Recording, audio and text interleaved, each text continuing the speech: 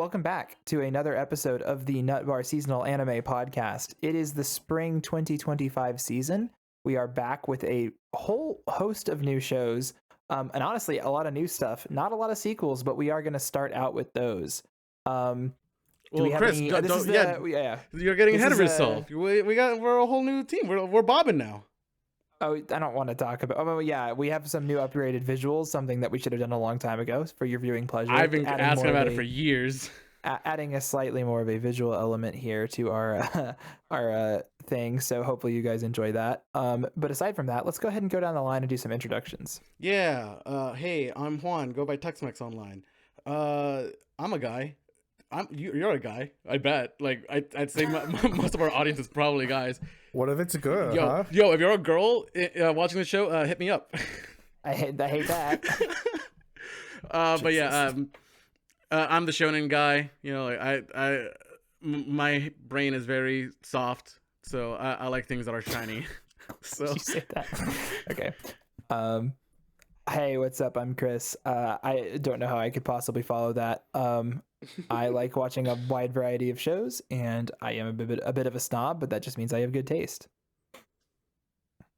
I'm Logan. I'm actually the pre-show's podcast, or what's it called? I'm gonna completely do that. Yeah, just take it from the top. All right. I'm Logan. I'm this podcast manga correspondent for the pre-show episodes, and by that I mean that I go through and I read at least the first chapter of every manga that I can find, and I report back on how I feel about them. No, does he actually watch them? Not really. What this episode's about. That's not what this episode's about.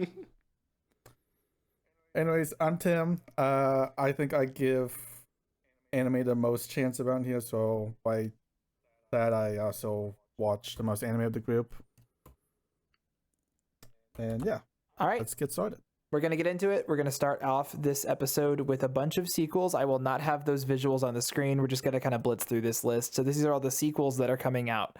Starting with Aharen-san, Season 2. I watched a couple of episodes of Season 1, and I thought it was okay. I will not be watching Season 2. Yeah, Season 1 was like, okay. Like, It was fine. It's just one of those high school shows, and I'm like, I'm not in high school anymore. I'm fine. It was cute. It was fine. Nothing. It's cute. Too Yeah, special. if you're into that genre. Bad, you know, it's. Yeah, if I was newer in the anime watching business, then I'd be down to watch it. But I am an old man. All right. Next up, Fire Force, new final season. Final season? It's final season. Split into 2 parts. It's in 2 parts. Second part's coming next January, I believe. Yeah, next year. Okay, we gotta wait a long time for that. But like, it's finally ending. Not watching this. I'm watching this. I kind of wish I wasn't, but I mean, like, no, Fire Force is good. It's fun. No, I do like Fire Force. I do like it. It does get hype as fuck, but like, I don't. There's still that like that little bit of me, and I'm like, ugh, I'm tired of like old school shonen, because like this is kind of like mid 2000s shonen released in like 2010. Yeah, modern era. Yeah.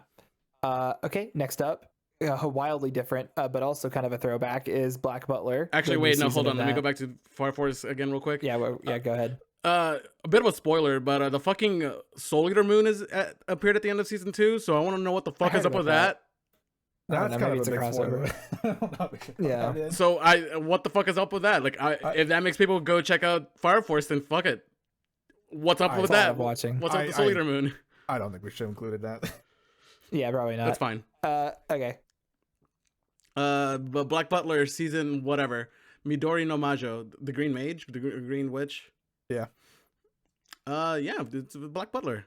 Who would have thought it would still keep going? Yeah. Crazy that it's still going, but happy for all the girlies that are up to, oh god, Sebastian and the other name I was gonna say was Destiel, but I know that's wrong because that's the Supernatural guy. But that's telling you the audience that it's drawing from. Anyway, I don't know what I'm talking about. My credibility is ruined. Next up is Sentai Daishikaku Season 2, a show that me and Juan are actually watching and are excited about. Yeah. This is a pretty fun action, like suspense thriller. I don't know. It was pretty juicy last season, especially towards the end, and I am excited to see where it's going. Dude, I want to know what the fuck's up with the Red Ranger. I also kind of want to know about the other Rangers, because like we barely know anything about the others. Yeah. I'm sure we'll get more. The yellow chick, I'm still wondering what's her deal with. Yeah, still don't know what her deal is. She's still normal. Next up is Shoshiman series, which I did not watch, but Tim did, I think. I did. I mean, Logan and I watched episode 1, and we thought it was like the most boring shit of all time. I did hear it got better. I heard it got better. It was incredibly boring for the first like 4 episodes, and then it got drastically better. That's a long time. It is a long time. It is a long time. I mean, you could just skip to episode 4, to be honest, and be totally fine. Great. Interesting. All right, Juan, tell us about this next one. Yo, what is it? I really don't know. So tell okay, me about it. So My Hero Academia Illegals Vigilante. So this is a prequel spin-off series of My Hero Academia. So we get to see like the teachers like before they became teachers, but like they're not the main focus. Like the main focus is like this like random guy, and he is a vigilante. He has like no hero license, but he's still trying to do hero work, which is illegal. So that's why it's called My Hero Academia Illegals. Sure. But yeah, like, well, we get to see like mostly just like world building stuff, and like it's really cool. Our friend Ethan is actually a big fan of it. Like he likes it more than the original series, but you know, yeah, to each their own.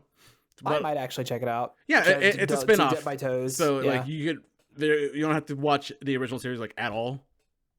So there you go. If it's anything like season 6 My Hero, I might give it a try.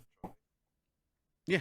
With the whole if it's different vigilante arc kind of thing. If it's like exactly vibe and atmosphere, I might give it a try. It's definitely not nowhere near as dark as that, but you know that's tragic. It's just fun. Yeah. Okay, next up is Windbreaker season 2. I'm a Windbreaker hater, so I'm going to abstain from this, but I know people like this and are probably excited for this. This was announced a while ago, I'm pretty sure. Yeah, I mean, I wish we got around to seeing that like fight compilation, and then maybe we could watch season 2. Yeah. Now we get twice the size of the fight compilation. Yeah, we'll just wait until the end of season 2 and then the fight compilation. What do you mean it's only 5 minutes long? Next up is Bye Bye Earth second season. I don't know if Tim has anything to say about this one. I don't have anything. Juan, did you ever finish? I watched episode 2, and I'm like, this is generic as shit because episode 1 tricked me. I was just gonna. Okay, next up is Slime Tayoshite 300 Nin. I'm also not watching this at all. I didn't even know there was another slime isekai. Just straight up. I think I'd heard about it. It's a more like comfy slice of life isekai kind of thing that Aoyuki does. I'm surprised it got season 2, but it was fine. It's always wild which of these like isekai slop shows get more seasons and which just never get anything else. And then finally, Uma Musume Cinderella Grey. I know lots of people are very into this franchise, and good for them. I'm glad it's still getting content. I haven't seen any of it, so. I wish I got into Uma Musume because I'd actually probably. I think it's probably pretty fun. Yeah, it's probably pretty hype. Okay, and that's about it for our sequels. Honestly, not that many big, especially compared to some of the previous seasons. Not as many high profile, and also compared to what I know is coming out later this year. Like I'm pretty sure Dandadan is summer, so like we just have some really big profile ones, and so this is kind of a low key sequel season, which is good because that means we get to focus on all the new shows. Whoa! God, there's so many new without shows. Without further ado, we're gonna move on. Juan, tell us about this first one. All right, Number Compass 2.0. Sento Setsuri Kaikesi System, or there's no English name on this one. We'll just call it Compass. Yeah, Compass. All right. I did not read this synopsis at all, so here we go. This is a World of the Battle Analysis System Compass 2.0. From what I can tell, this is a not generic isekai. I don't know. This looks kind of like it is isekai. It's not an isekai. It's not an isekai. All. Okay, but like it is kind of it's like a fantasy, like sci-fi. It is a, I believe, game adaptation. I just double checked it. Huh? It's like it's probably a mobile game from the vibes I got from it. It is a mobile game. And it is, I don't know, it feels a little kids media adjacent to me from the trailer. It's very wacky and the character designs are very cartoony. I don't know. It doesn't seem particularly interesting to me and didn't really pass my spell test. If Tim has any more additional information that would maybe draw us to it, go for it. But I was not particularly interested in this one. Not particularly for this one. This one feels like it's gonna be like very quickly forgotten this season. Yeah, that's kind of where I was at too. So with that, let's quickly forget it and move on. All right, this one's a big one. So I'm going to give you guys a little bit of history about Anne Shirley. This is a remake of a very classic anime called Akage no An, which is an adaptation of the famous, I don't remember when Anne of Green Gables was written. I'm going to say early 1900s book series Anne of Green Gables, which was a very popular, beloved Americana fiction series that has been adapted into multiple different things. There's like a movie and a TV miniseries. I've seen the TV miniseries a couple of times because my parents are big fans of it. So I'm really familiar with like the story and the narrative. And so I knew that there was this very famous 70s anime adaptation. It's like one of the classic quintessential old school anime.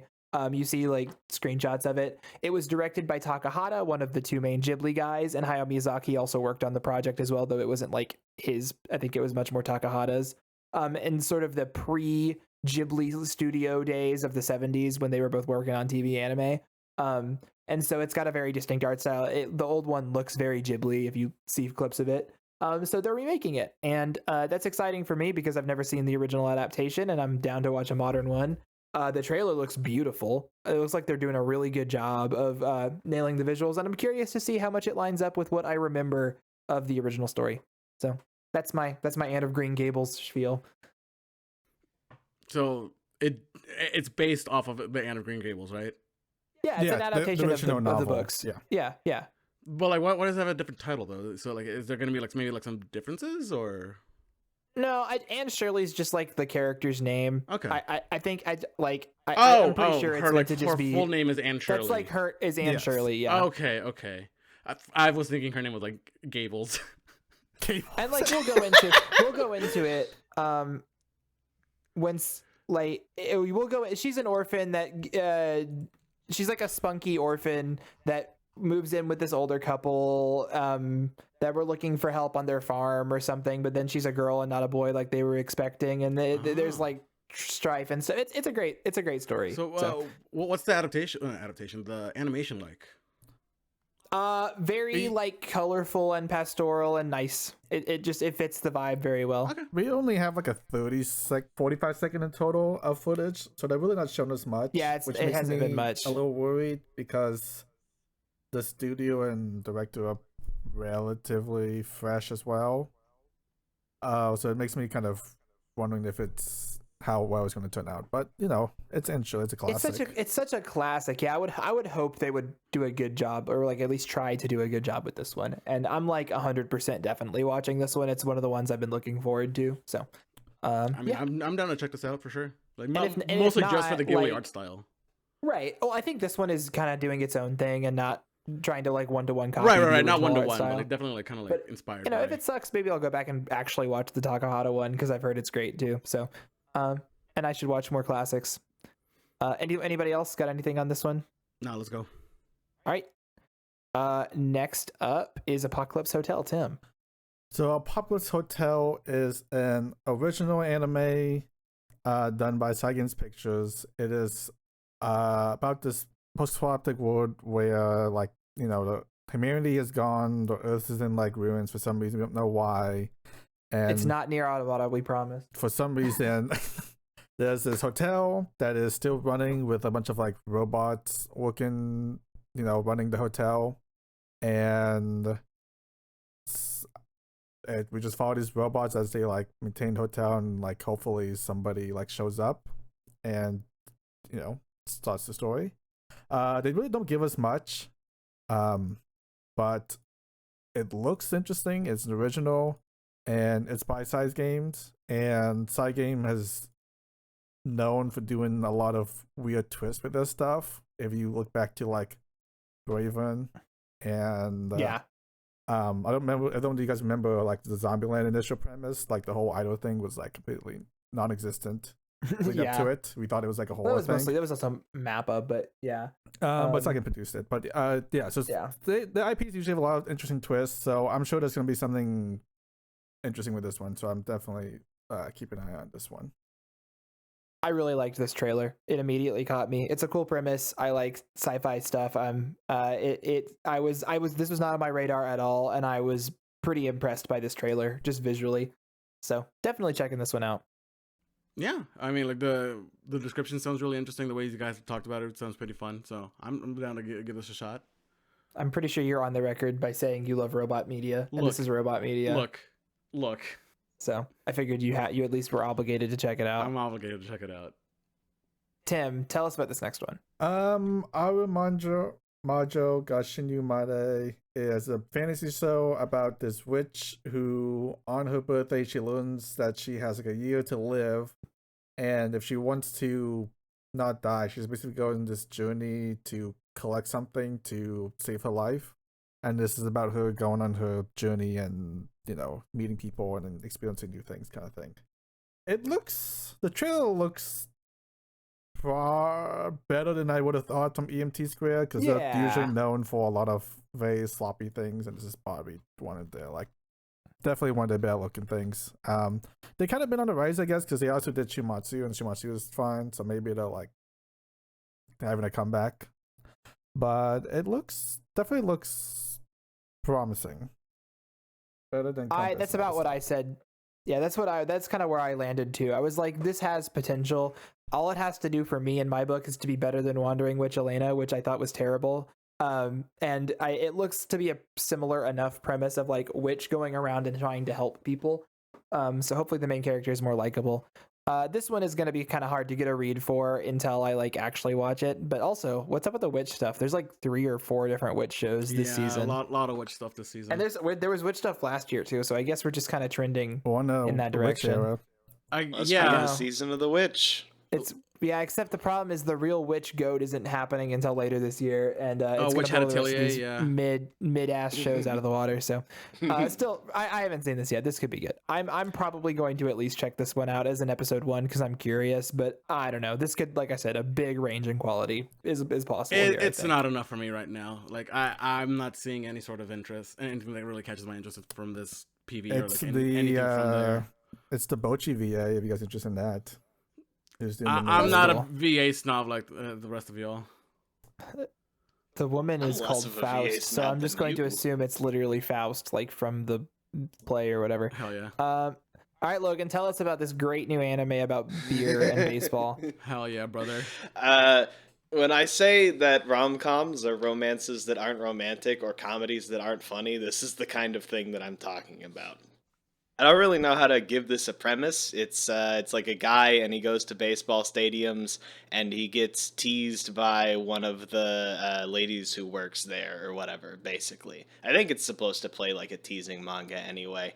Now, I do want to admit, the scan that I was reading was really bad, and that sucked a lot of the energy out of the gags. I don't think that this was ever going to be who's on first.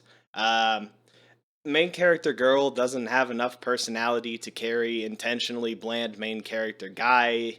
The baseball park setting, at least in the first couple of chapters, doesn't really get used for anything other than a couple Snapple facts about things, since the plot isn't about baseball, and the main character intentionally sits away from everyone else, so any possible interest you could get out of the baseball stadium setting is completely... Anyway.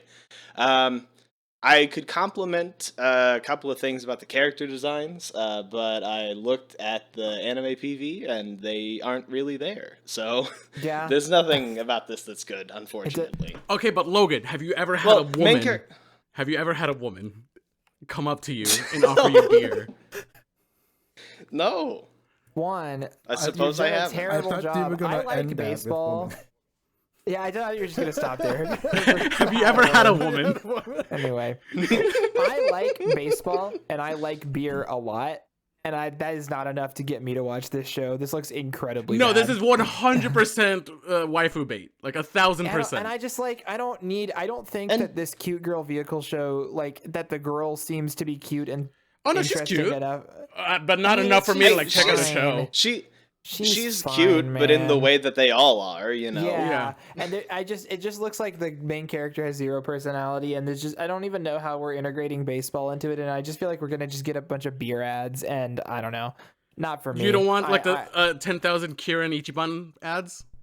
Yeah, I mean, honestly, 10,000 Kirin Ichiban ads would be better than what I read. Wow. So, not interested in this one. Unfortunately, I have had a woman, so yeah, I will say that does fix a lot of these shows for us. Unfortunately, yeah. As you get older, you experience women, and you're like, oh, you know, I don't have to do this. I can just talk to real people in my life. Yeah. Then maybe that's not the kind of energy y'all want in an anime podcast. Sorry. Trust me, fellas, it gets better. It gets better. Does. I think the anime manga side, I think the whole premise of Japan society of having like a beer vendor group / idol, where you basically like go out of your way to like find the one girl to keep ordering from to support her, is very Japanese and kind of wild to me. That is 1,000%. Super weird. That is super weird. I didn't think about it like that. Because that is a real thing that people do. Like they have like their one. It's kind of like having a favorite bartender. I get the vibe, but like, anyway. Okay, but this is more like about her liking him than vice versa. So yeah. Which is like the dream, because it's like, oh, what if one of these girls was into me? Okay. Next up is, I'm doing this, I guess. This is Chuzinji Sensei Mononoke Kogiroku Sensei ga Nazo wa Hodo te Shimau Kara, or the Mononoke lecture logs of whatever his name is. He just solves all the mysteries. Okay, what a subtitle! All of that out of the way. All of that out of the way.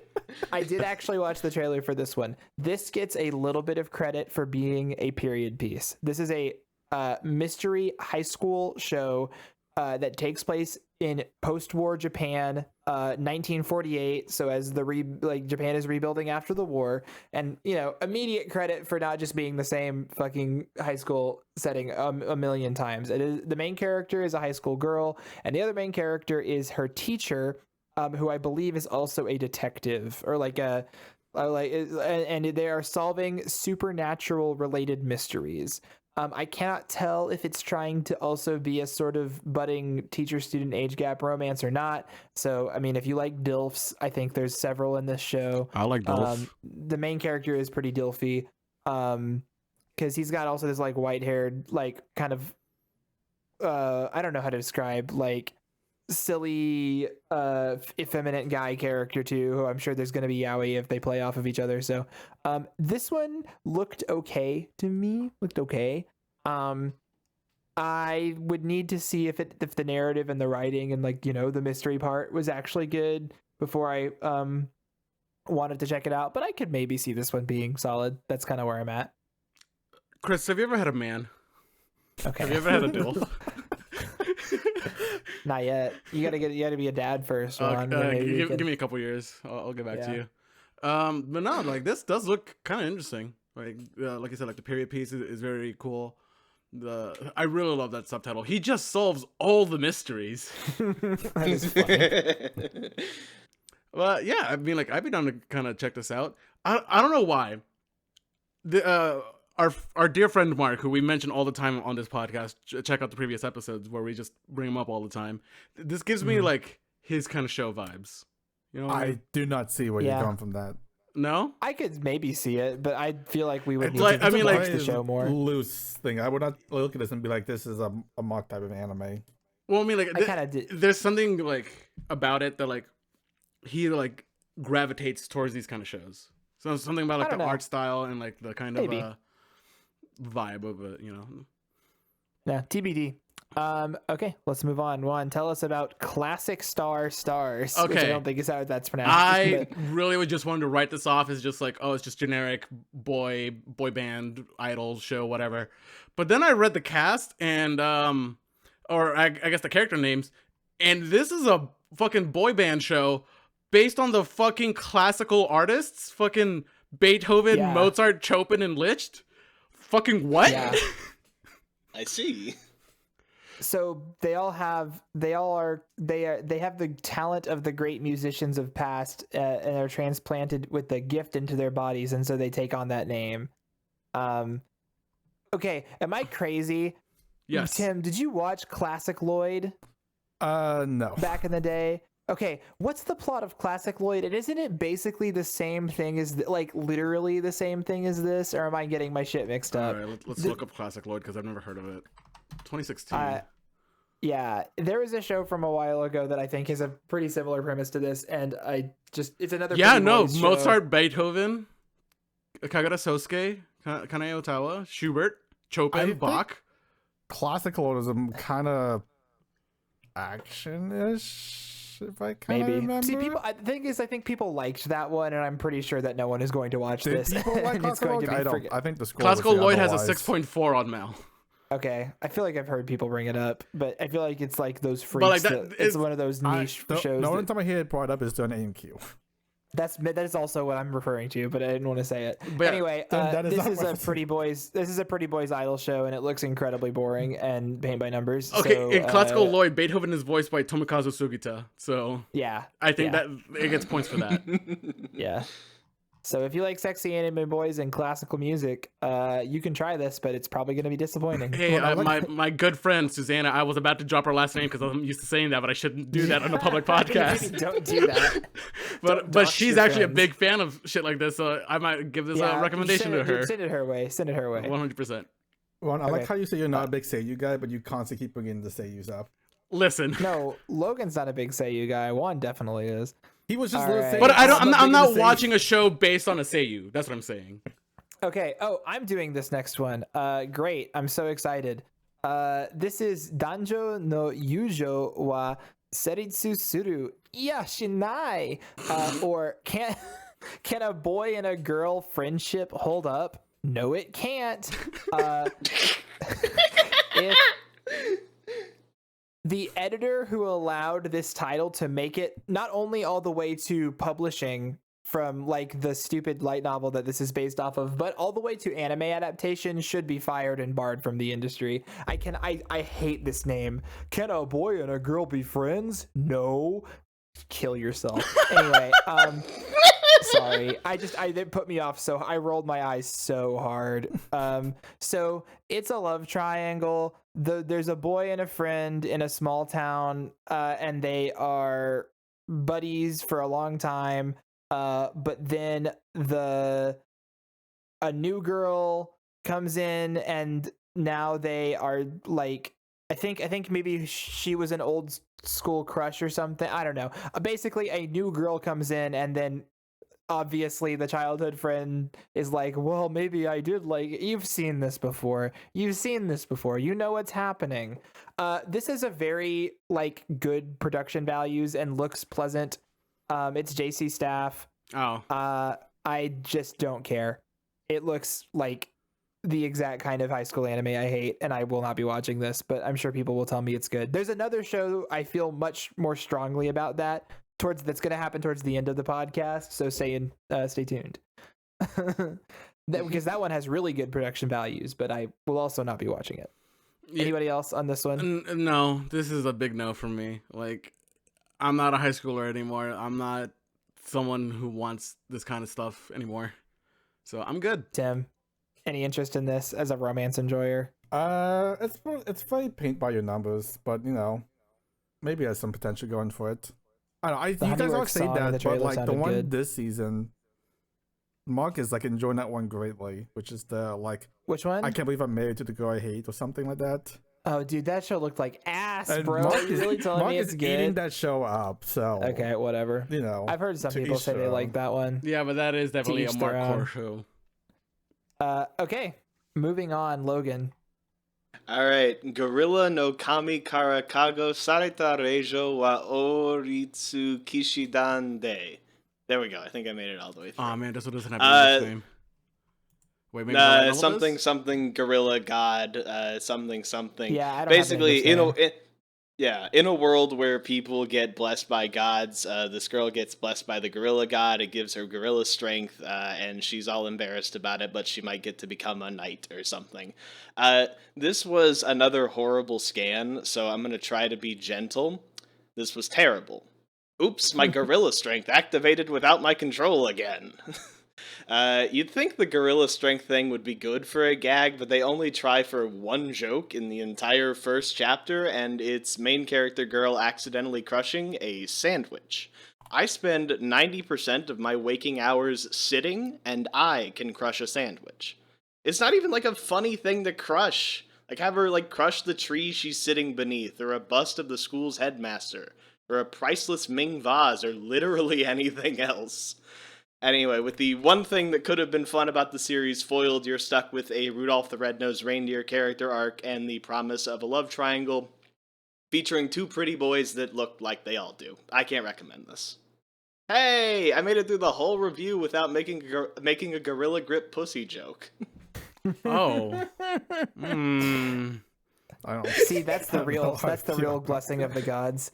All I know is that I saw the gorilla in the image and in the trailer, and the name gorilla in the title, and I just wish that this was a gorilla or this gorilla dies in one day adaptation, even though that would be a 5-minute anime or whatever. It's what we deserve, but it's not. This looks atrocious. As any interest that we could possibly have about the somewhat novel premise of the like a cute anime girl with big gorilla energy is completely destroyed when I look at the poster of like 7 hot anime boys, and that just tells you exactly what this is. So yeah, she's not even the manga really only intimate. Oh, sorry. The manga really only suggested there were going to be 2. I didn't even realize there were going to be like 15. I should have been less optimistic. Yeah, I don't think I got anything for this one. This looks like fantasy slop. I wish the gorilla was just more. I wish it was just an actual gorilla in a fucking Otome game or something like that. I think then that would actually have some interest. That would actually be pretty funny. That I would watch. Tim, you have anything on this one? Not particularly. Gorillas have been kind of cursed in anime. I think the last gorilla anime we got was Fruit Evolution. And I think that is legitimately one of the worst anime I've ever seen. Great. So was Gorilla Grodd in the Suicide Squad? No. I can't remember what it was. You know, I made the anime better. But I think Gorillas are just cursed in anime. And I kind of just want to watch this just for the train wreck of it all and see how bad it gets. Great. Good luck. All right, next up. Guilty Gear Strive, Dual Rulers. I guess Guilty Gear Strive is getting an anime adaptation. And yeah, unfortunately, like the CG does not look great, which is a shame because like the game looks great. Because it's Guilty Gear. How do you screw that up? It's like, I don't want to be too harsh. It's not bad. It is like mostly fine. It's just kind of standard, and it's a little jilted and like. I don't know. It could look a lot better with the standards of I think CGI anime that are getting these days. And I am not a big Guilty Gear fan. I don't play most of the games, even if I love the designs and I think the world is cool and the characters are cool. I would need this to look a lot better than it does, because like the problem is Guilty Gear is like one of the best looking maybe the best looking fighting game that exists. It's just like the art and animation is just stellar, and the fact that this anime is not really even coming anywhere close to it is letting me down. So I would have to be really invested in the characters and the story to watch this, and I am not. So I mean, like as a big fighting game fan, I'm so excited to play Guilty Gear for the first time in a couple years. But you know, I'm gonna give this a shot. Like I'll give this episode 1, but I do not have high hopes for it. Yeah, I think the community is mostly positive about this one because this is the same studio that did the music videos, AMV music video stuff for the game series previously, and that was mostly well received. So I think the Guilty Gear fans are fine with this. It's the same studio that does Bang Dream and Initial D, so like, yeah, and they also worked on previous, pretty good. You know, Guilty Gear animations. Well, I mean, but like a music video is much different from an actual show. I know, but like I don't think that people would complain too much about it. But there is a new character in this one, so the kind of I think doing like original story for this one. So we'll see how all the characters come into play, interact. Yeah. And how that works out. But yeah, it seems like an exciting time for Guilty Gear for sure. I'm sure. If that's your shit, then go for it. Okay. All right, Logan, did you actually have anything to say about this one? Yeah, technical foul, literal pornography. I get 2 free throws. When we say literal pornography, there have been very few trailers that I have watched when doing this podcast where I'm just like, wow, I don't understand why this isn't like tagged under hentai. Did you watch the censored or uncensored? Oh, I didn't know there was an uncensored. Have we said the title of the show yet?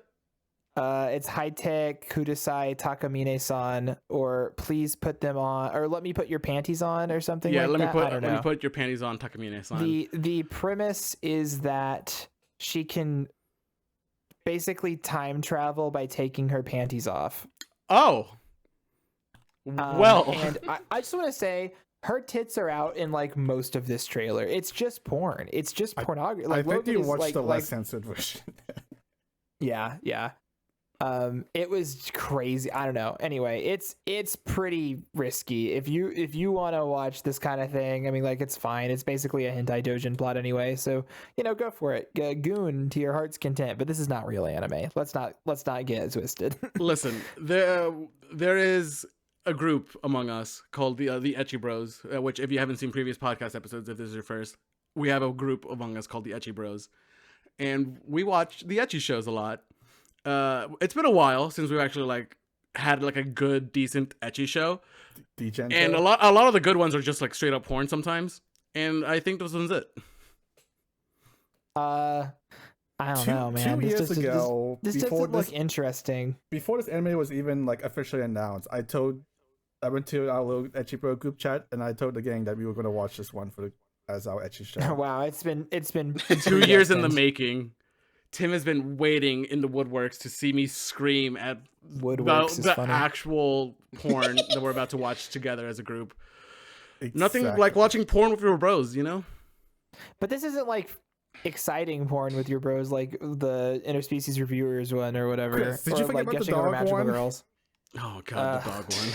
I think this is going to be much more explicit than that show, though. So I don't think anything can beat the dog, but I think this would be a very close second. Dude. Y'all have fun. But obviously, I don't think that this counts as real anime. I mean, like, it's fine. I don't mind that it exists. It's porn and that's chill, but I don't think it should be on the Mal chart. Okay, moving on. Next up is Hana Doll reinterpretation of Flowering. This is a mixed media Idol Boys project that looks bad, like visually. The visuals are not very good. And nope, that's it. I don't have anything else to say, and I don't care. I think we can move on. We can move on, dude. Like obligations. Yeah. This ain't for us. It's just simple as that. Next up is Ishun Date. This is a really long name. We'll just say it's The Brilliant Healer's New Life in the Shadows, and I think Tim is doing this one. Yeah. So this is another one of those fantasy stories where the main character is very OP and useful, but his party thinks he's useless for some stupid reason and they kick him out. Which has been a tale that's been done I don't know, at least 5 times at this point in anime. So it's not a very original thing. 5 is undershooting, I think. More the specific premise, I think it's only 5. Because it's a very hyper specific thing that happened a lot. But for this time, this one, instead of being a summoner or whatever, the guy is a healer. So now he's been kicked out. He runs this underground clinic now, and he's an underground doctor, and he helps people. And we're gonna watch his new life as underground doctor now. This seems to pretty much very by the book isekai. That's not particularly native isekai, yeah, pretty native isekai kind of thing. So you know what you're getting into. I would be more interested if he wasn't surrounded by big booby women, but he is surrounded by big booby women in the trailer constantly. Most of the girls or the characters on screen are girls with animal ears or elf ears, and that tells me typically when these types of shows what it's about. And because I think genuinely a sort of back alley slum mafia style doctor in a fantasy world is a cool enough premise to make a good story out of, and I just know that will not be the case for this, so I will not be watching. We had one a couple of seasons ago that I don't think anybody watched, for the weakest talker or something like that became the strongest guild or something. It was something like that. That was kind of a much darker take on it. But yeah, this one just seems like popcorn. One of the girls has a gun. Is a gun? No, has a gun. Oh, okay. For some reason, even though it's in a fantasy world, it's in the trailer, but she has just a modern pistol. I don't know what the context for that is. That crazy. That's been done before. I guess not. I know. I thought that was interesting. She got that thing on her. It's in the poster. You can see it right there. Anyway, that's it. That's all I have to say. I wish we kept the Isekai slop corner, because this show would have easily been in there. Yeah, but it's spread out this time. Okay, next up, Logan. Sorry, I was looking at the chart. I didn't realize that I had to also disqualify Kakushite Makina-san. Actual pornography, 10 minutes in the penalty box. Yeah, this one also just looks like porn. This trailer, introverted this one literally mechanical doesn't have otaku. a trailer. This one literally doesn't have a trailer. But yeah, she's a sex robot. Oh. She's a school idol, and for some reason, she's moving into the house of the main character. I hate this trope. I'm so tired of it. And he had a crush on her, and he's like, "Oh boy, the girl I had a crush on is moving into my house, but she's a sex robot, and now she wants to have sex with him, and he's a virgin, so he's scared." That is the premise. Oh, that's right. I hate this. Yeah. I hate this so much. The girl he likes wants to have sex with him, and now he's scared. And that's the premise of an anime. And people are gonna watch this. Horrifying. Now look, anyway. I've been on record even earlier this podcast recording that I'm a robot fucker. I don't have that much interest in this show. I would like to beat the allegations. I actually don't have any interest in this show. I hate the cuck ass fucking MC premise. I mean, yeah, dude, that's actually a big turn off for me too. Yeah, it bothers me so much. I'm like, if he was like actually into her and they were like doing robot sex, that'd be kind of based. But then I don't that would actually be hentai. Well, yeah, I mean, which is clearly what it's trying to be in the first place. I mean, this is like 99% of the way there. Robot go having sex with a dude. Yeah. Now, I'd imagine you could find. I will be looking up the dojins of this later on, though. I don't think you need to. I think the manga is explicit enough. Yeah, if you want to jerk it to this, it's there. No, but like the dojins will have actual sex in it, though. Yeah, maybe. They will. Next up is Juan, you're doing this one. I am? Oh boy, it's one of these. Kanchigai no atelier meister, ayu party no moto zatsu yo kugakarai ga jitsu wa sento igai ga SSS rank data do iu yoku aru hanashi, or the unaware atelier master. God, I hate Japan sometimes. Yeah, they gotta get brief. I got nothing to say to this other than this should have been in the Isekai Slop Corner if we had it. This is like the premiere. It is also a native isekai. It is also getting kicked out of the hero's party. So another one of those happening this season because he's quote unquote useless. Except, and guys, you're never gonna fucking believe this, guys. You're not gonna fucking believe this. He's actually not useless because he's the best at cooking, building, mining, and crafting magical tools. So he becomes the best atelier ever. Wow. Good at Minecraft. I would never watch this. You couldn't pay me money. And I'm sure people will tell. I feel like this is the one that this season that people are going to be like, I actually liked this one. It was good. And I don't believe them. That's where I'm at right now. I don't know, man. The studio's EMT squared. It has nothing going for it. No. Is EMT squared doing a lot this season? I think they are. This is like the third. This is like the third or fourth one they're doing. I wasn't counting. Damn, they're pumping out the slop.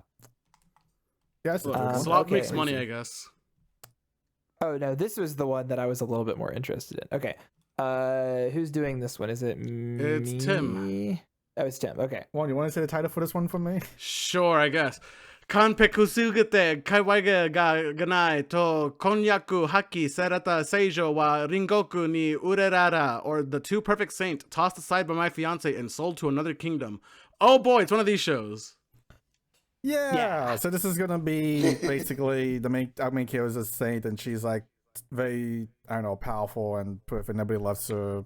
Well, she's so perfect that people like hate her because she's too perfect. People hate her. That's the premise. Yeah. Well, I'm sure some people love her, but a lot of people hate her because she's like too good. I guess it's one of those things. So like, her husband finds her annoying, so he like sells her off to a neighboring kingdom, and this is about her like going to that kingdom and living her new life. Is one of those kind of stories. The trailer doesn't really give us much. It's a lot of nothingness, so I don't really know what to expect for the animation quality. Yeah, it's hard to read this. It's Troika who did, Overtake. Yeah, that's the only reason I'm interested, is that Troika is a pretty good studio.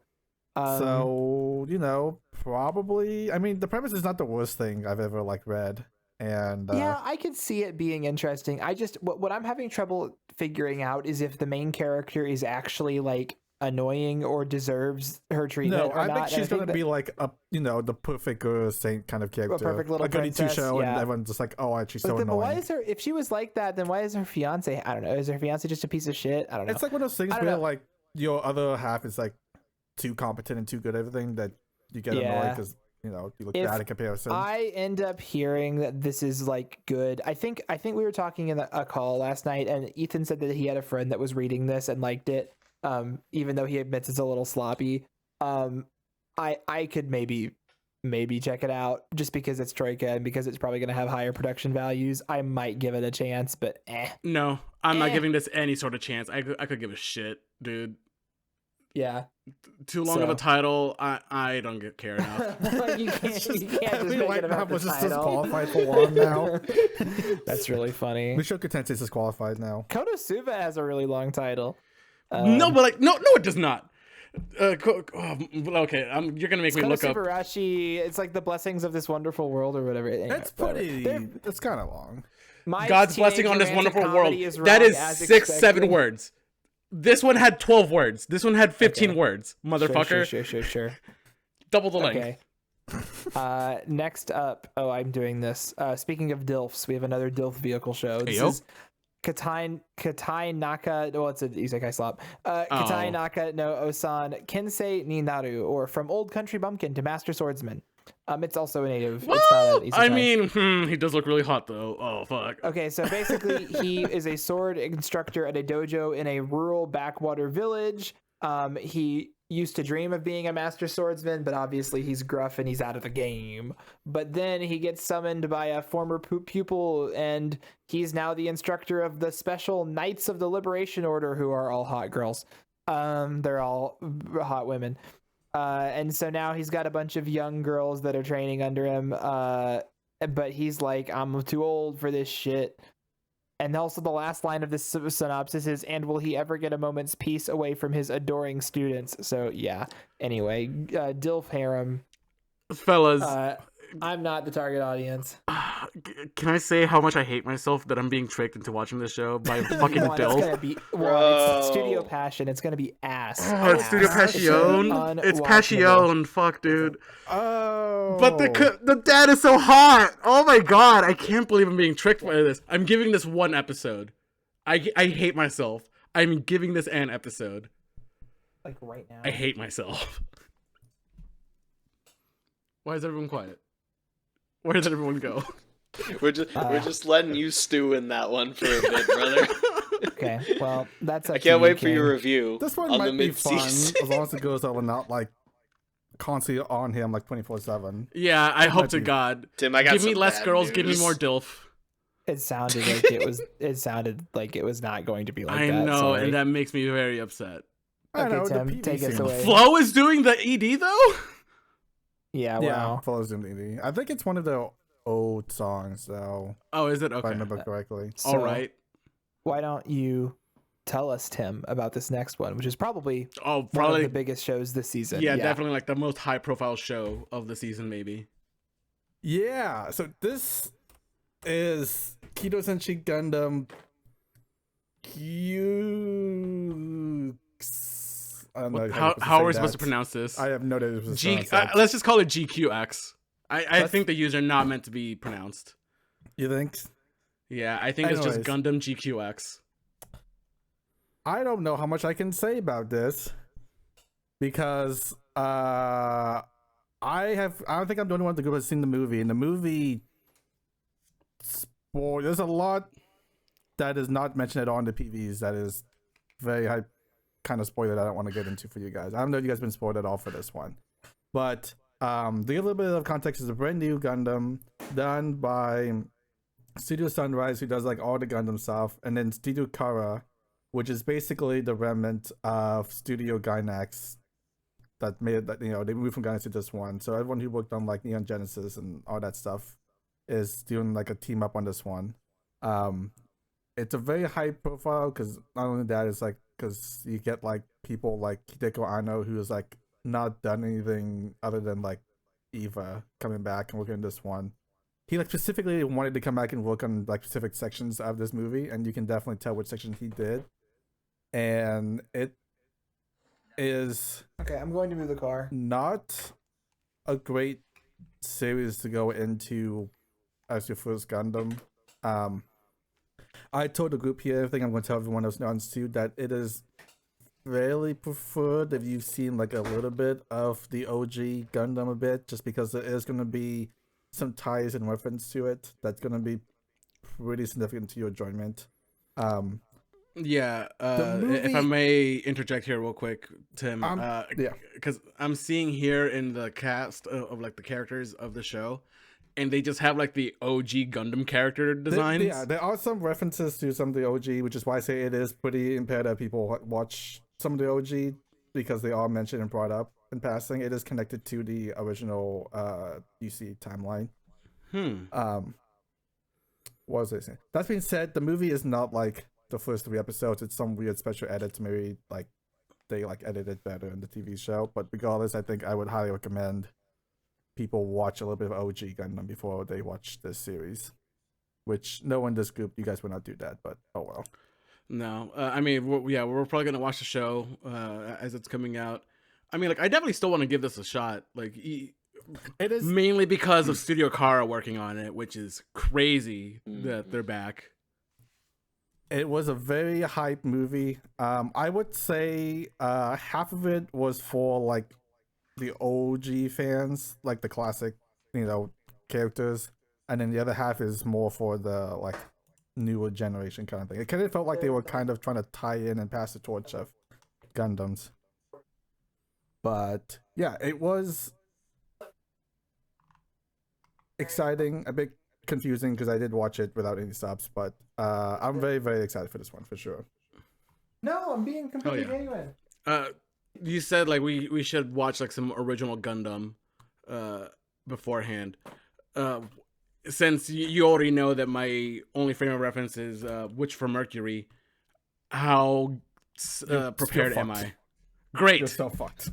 It needs to be specifically the original Gundam.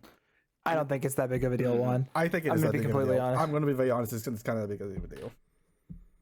We'll be fine. Well, you could watch it, and then there'll be like 3 episodes you wouldn't be completely confused on, and there's going to be like references and context and characters mentioned that you would have no idea who they are. No, but then I go back to watch the original show, and I'm like, oh, that's what that reference was, and that's going to be fun. Yeah, when that happens in like 100 years or never, because I know you guys. I'll be okay. One day. I'm excited about this. It just seems like a really sweet project. I'm glad that the meeting of all these incredible minds in the industry are coming together to make something cool. And I definitely like Gundam now that I've seen Witch for Mercury, so I'm interested. Yeah.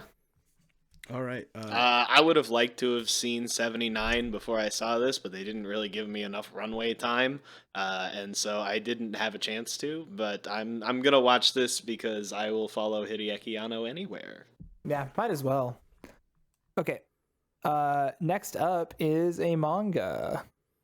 No, sorry. I'm missing one. It's Kijin Gentucho. How do we pronounce that? Sword of the Demon Hunter. Oh yeah, this one. This looks kind of like edgy bait to me. Like it's I mean, it is a period piece because like it takes place during the Edo period, but like I don't know, it's kind of giving me like if Demon Slayer was for edgelords. This one was also hard to get a read on based on the trailer. I wouldn't say it looked bad necessarily, but I also wouldn't say it looked particularly impressive. And the narrative is a little generic.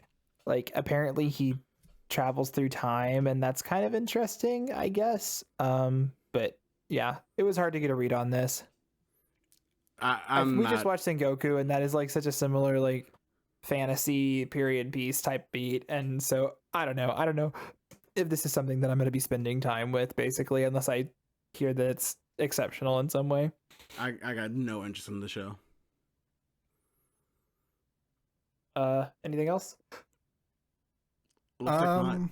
Oh, this one's a bit of a bumpy ride because it's the same studio that did Sasayaku, which had a lot of production issues and delays that I think I showed the group before.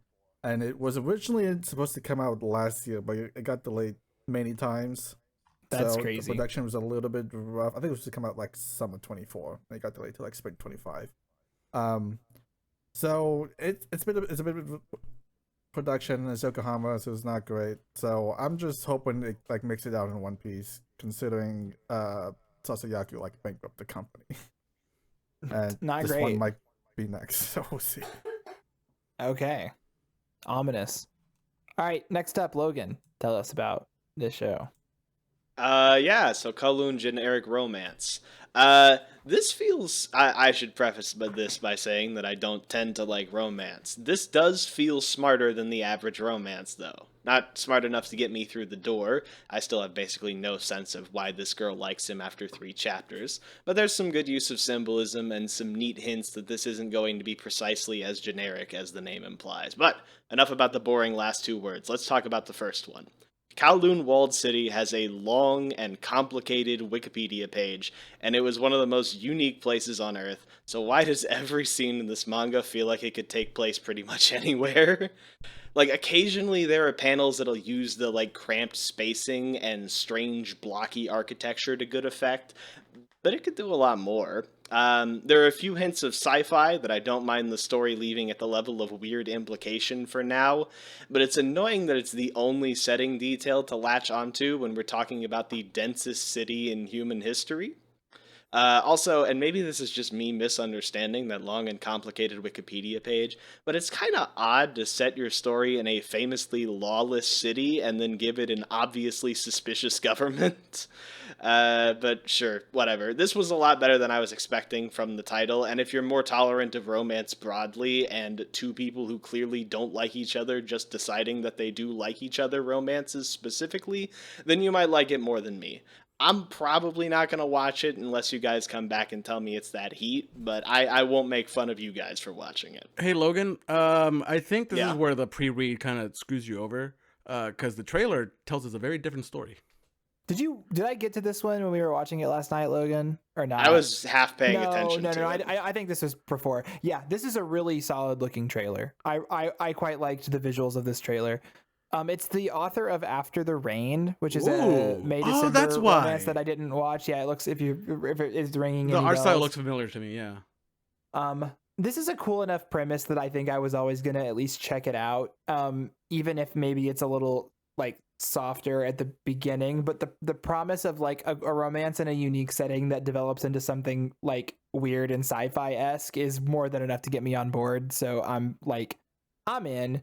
Obviously, it remains to be seen if the writing can keep up, but I think this looks neat.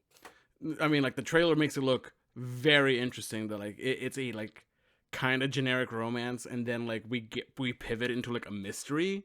And I'm like, ooh, that sounds very interesting. And also like the whole Chinese setting is also pretty cool. Yeah, it's in Hong Kong. Well, it's not just Hong Kong. It's a city that specifically takes place like in a world where it's already futuristic, and a town is just like, let's stay in the past. Yeah, let's stay in 1980s Hong Kong. You know, it's a vibe. Yeah, it is a vibe, and I think it's a very cool vibe. And the whole mystery thing is also what's really getting me. Yeah. So I'm very much down for the show. Like that trailer really hooked me. Tim, did you have anything? I don't know much about this manga, but from what I've been told, it gets very weird and very unique / interesting, so I'm looking forward to it. Like you said, it's by the After the Rain author, who was also a very weird romance, but you know, they're very competently written, so I expect nothing less from this. And I'm for sure gonna watch this one as well. Maybe you guys will like it. You guys will also go back and watch After the Rain as well, because I think you guys all that's the like the age gap romance. Yeah, the age gap. People kind of like weirded it off because it was like, you know, age gap, but like it was very competently and maturely written. So I expect. Yeah. I've heard it was competently written. Just not. I'm not a DILF lover, and so that was really what put me off watching it originally. I mean, he's a DILF, but not like my type of DILF. I love the Aimer song. The Aimer song is really pretty. They handled it very well. So yeah, that's what I heard. I know this. Hopefully, this romance will be good. To be equally as well handled. Yeah, and the fact that Logan didn't like completely shit on a romance manga is like high praise from him. Yeah, W. All right, back to back solid ones. Okay, it's time, fellas. This is the big one, I think, for this season. This is the one that's probably going to have the breakout outside of the typical anime community because it's Watanabe. I am, of course, talking about Lazarus, Shinzo Watanabe's newest project that he has been working on for Shinichiro is what I meant to say. Yes, I flubbed it. So this one has been cooking for a long time. His last studio anime was Carol and Tuesday in 2019, 18, somewhere around there. So it's been a while, right? And you know, Watanabe just doesn't make things very often. He comes along once every couple of years and makes a new project, but this one just looks so fucking cool. So the premise of this is that it's 2052, and mankind has been given this gift of the best painkiller medicine ever by this doctor. It's like a cure-all drug, and it's essential, and everyone's taking it. And then suddenly, Dr. Skinner vanishes, and 3 years later, he announces that it will kill everybody who took it. And the problem is that at this point, it's been distributed enough around the world where most people have taken it, and so everyone's gonna fucking die. And so everyone they have to hunt down this doctor and find him so they can figure out a cure and save humanity. And it's a hit team, and the team is called Lazarus, of the people that they get together to hunt this doctor down. This trailer looks fucking cool. It's just like, if you have seen any of Watanabe's like classic stuff, you know, Bebop, Champloo, all of the good ones, it has that energy going about it. I don't know. This is like a level of anime production that we don't get usually outside of movies, and we're getting it in a TV anime, and that's typical for Watanabe. So I'm a big fan. Obviously, I'm pumped. Let me summarize what Chris said for the Gen Zers out in the crowd. This show has fucking sauce. Like this is the most sauced show I've seen in a while. So I mean, it's Watanabe. Yeah. Watanabe shows always have sauce. Watanabe is nothing but sauce. So yeah, I'm absolutely fucking down for this show. Better be. The only thing that's kind of putting me down this show is the fact that it is an Adult Swim anime. Okay. Production. Okay. Yes, and so obviously we've talked about this. We've talked about this. They have a bad track record, yes. Track record, however, as far as producing stuff. The reason I think we get away with it this time for it being Adult Swim is that Adult Swim has classically worked with Watanabe for 30 years at this point. Like, he's always had his shows on Adult Swim all the way back to Bebop, and like that's part of why his Western appeal is so strong. Like, literally all of his shows have aired on Adult Swim. So like, I think that's just, of course, Adult Swim's going to get Lazarus. They were always going to get Lazarus. And so I think that sort of takes the negative connotations that we've had with the recent misses that Adult Swim's had. So I'm not worried about that at all. I'm not worried about it. I understand the concern, but some people, the only real concern is that both Carol, his last two shows, Carol and Tuesday and Zankyo no Terror, are a little bit weaker, depending on who you ask and depending on your opinions, than the rest of his works. So maybe if you think that he doesn't have it anymore, or he's not capable of like making the level of good storytelling he used to, maybe there's some concerns there. I don't have those concerns. I think that this looks fucking sick, and I think Watanabe is back, baby. Yeah, I think I'm glad he's doing more of a straight up, just sauced up action thriller, and because I think that's where he shines. So, yeah. I do want to point out. Go ahead. Yeah, I want to point out real quick that in an interview recently, he was asked like, "Oh, are all of your shows like in a connected universe?" And he's like, "Yeah, whatever. Why the fuck not? Like they all take place in space in the future. Why? They're all connected somehow. I don't care." Carol and Tuesday and Bebop are explicitly in the same universe, but And it's heavily implied Space Dandy is too. But I mean, yeah. Space Dandy literally takes place all over space. Yeah. And then Lazarus, like, it takes place in the future, and like it does sound like Earth, so like this could maybe be like Earth before. Yeah. It's pretty soon Earth. It's 2052. Yeah, so like, it's not that far in the future. Yeah. They're nowhere near to like developing on Mars like they do in Bebop later. So, anyway, anybody else that's not us? I don't have the same sense of worship of Watanabe that you guys do, just because I haven't seen all of his stuff. But I am looking forward to this one. Certainly seems a lot more interesting to me than Carol and Tuesday did. So yeah, fair. Also, just like he's getting all kinds of people on this one. Like fucking, if you're familiar, I don't know if anime fans are going to be familiar with the Boo Radleys, but they're doing the ending theme, and then famed saxophonist and jazz artist Kamasami Washington is doing the opening, and I think he's doing some of the soundtrack stuff too. Just a lot of insane credits on this one. Who is the Boo Radleys? They're a classic band. I don't know, Logan probably knows better. Okay, cool. I don't actually remember them very well. They were out in like the late 80s, I think. Oh no, they were the 90s.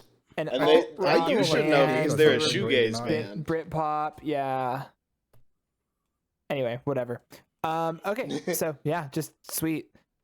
Watanabe's back, baby. Like I said, this one's probably the most high-profile show of the season, so and of the year so far. Yeah, having Watanabe and fucking this has been on the Mal like future anime page for like 8 years. It's been people have been like, yeah. No, it's been since I thought it was further back. 23? Is that when it was announced? 22. 22. Okay, I'm not crazy. It's been a minute. Anyway, I mean, having fucking Watanabe back and Hideaki Anno in the same season is fucking crazy. It is wild. Wait, no, it was 22, so in 2 years. My bad. Okay. All right. We're moving on. Next up is a show called My Bashi Witches. Oh boy, this looks like a generic idol show. Woo! I mean, I got nothing else other than that. I guess a frog shows up. A frog mascot, I guess. Yeah, so I'll give you some more context. I'm sure Tim is. This is Bandai Namco Sunrise, who is known for a little franchise called Love Live. I don't think this is adjacent to Love Live, but it's definitely an idol show made by the people who make it. So the aesthetics are very nice. This looks very good. It's very high budget. It's kind of magical girl adjacent. It's like a magical girl, idol girl mix. It was what it looks like. It looks like the performance kind of looks like yeah, there's some weird fantasy thing going on where I think they become like magical girl idols things. It's not very clear in the trailer. Yeah, but other than it is basically like an idol show. I would not call it like a Love Live spinoff, clearly, because it's not part of the franchise, but it feels like at least similar enough. So I don't think that we're the target audience. I don't think we're the target audience regardless. Yeah, I got zero interest in the show. But it's Yukito. Like, it looks nice, but yeah, he's in all kinds of shit, though. He's the frog. That's really funny. Exactly. I will say the frog is a goofy looking design. Like, that's not a frog, man. Oh, those were his eyes. Okay. Jesus. I think that was. All right, let's move on. Okay, this next one's pretty interesting. Who's doing this? Is Tim? Miru? Yeah. Is that what it is? Okay, so Miru is an anthology of 5 episodes that shows different, like, the distant, sci-fi, distant future situations about, like, how technology could, like, evolve and, like, help people overcome obstacles. And it's, like, funded by Yanma, which I think does, like, farm equipment, which is kind of really random, but I think, like, the guy who runs Yanma was just like, I want to do an anime, so he decided to make Miru for some reason. The biggest, like, some part I could probably give for this one is that one of the studios doing it is which one was it? It was the duo that did Make It Ude. This is like the second look right after Make It Ude. Yeah. So if are they doing the CGI one? I don't remember which episode they were doing, but they're doing one of the episodes. I hope they're not doing the CGI one. That makes me excited to check that out then. But yeah, so it is anthology 5 episodes. So like all 5 episodes looks very different, have a completely different, you know, cast and staff. So like if you don't like one episode, maybe it's 5 different studios. It's kind of like so it's like it's an anthology that 5 independent studios are doing, which is cool. Anthology, yeah, which is neat. You don't see this very often. If you don't count the CGI one, I think the other 4 episodes looks. I was gonna say cool the CGI one. The CGI one looks bad. Unfortunately, I don't know if I'm gonna be able to push through and watch that one, but the rest of them look pretty solid. And I think. Go ahead.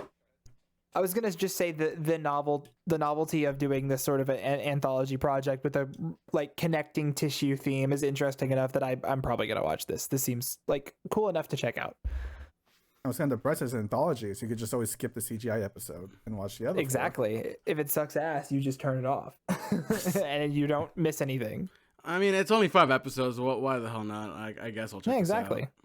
It's about robots, Swan. It's about robots. I guess it's about a robot. I can't tell if the robot's evil or not. No, it's definitely a kind of feels good kind of show where it's like technology helping people. Thing. Yeah. I think the robot's like a time traveling thing. Yeah, that's what the thing says. Places. So seems all cool. Right. It does seem cool. All right, we are moving on. So time for Logan to be a hater. Let's hear it. I mean, is he back though? All right, baby. Yes, he is. You say that, but my first thing is something of a compliment. I have an important announcement about Mono here. Main character girl 1 is explicitly aware of her feelings for main character girl 2, and main character girl 2 is at least aware of her feelings for women broadly. This romance has progressed more in 2 pages than most Yuri do in 20 volumes. Huge. Huge. But news. Still, this kind of feels like it's just gonna try to survive off of vibes and coffee undertones for a very long time, so I wouldn't get too invested in the romance. Main character girl 2 barely gets a personality in chapter 1, and it has maybe the second most generic clubshow.txt setup possible. Like, you're never gonna believe this, but after the seniors graduated, the club is down to 2 members, and they need to get more before it gets dissolved. That sounds like a real bummer. I hope they sort that out. I'm not going to stick around to find out, though. There was kind of absolutely nothing in this entire chapter to hook me in any capacity whatsoever, and I can't recommend it.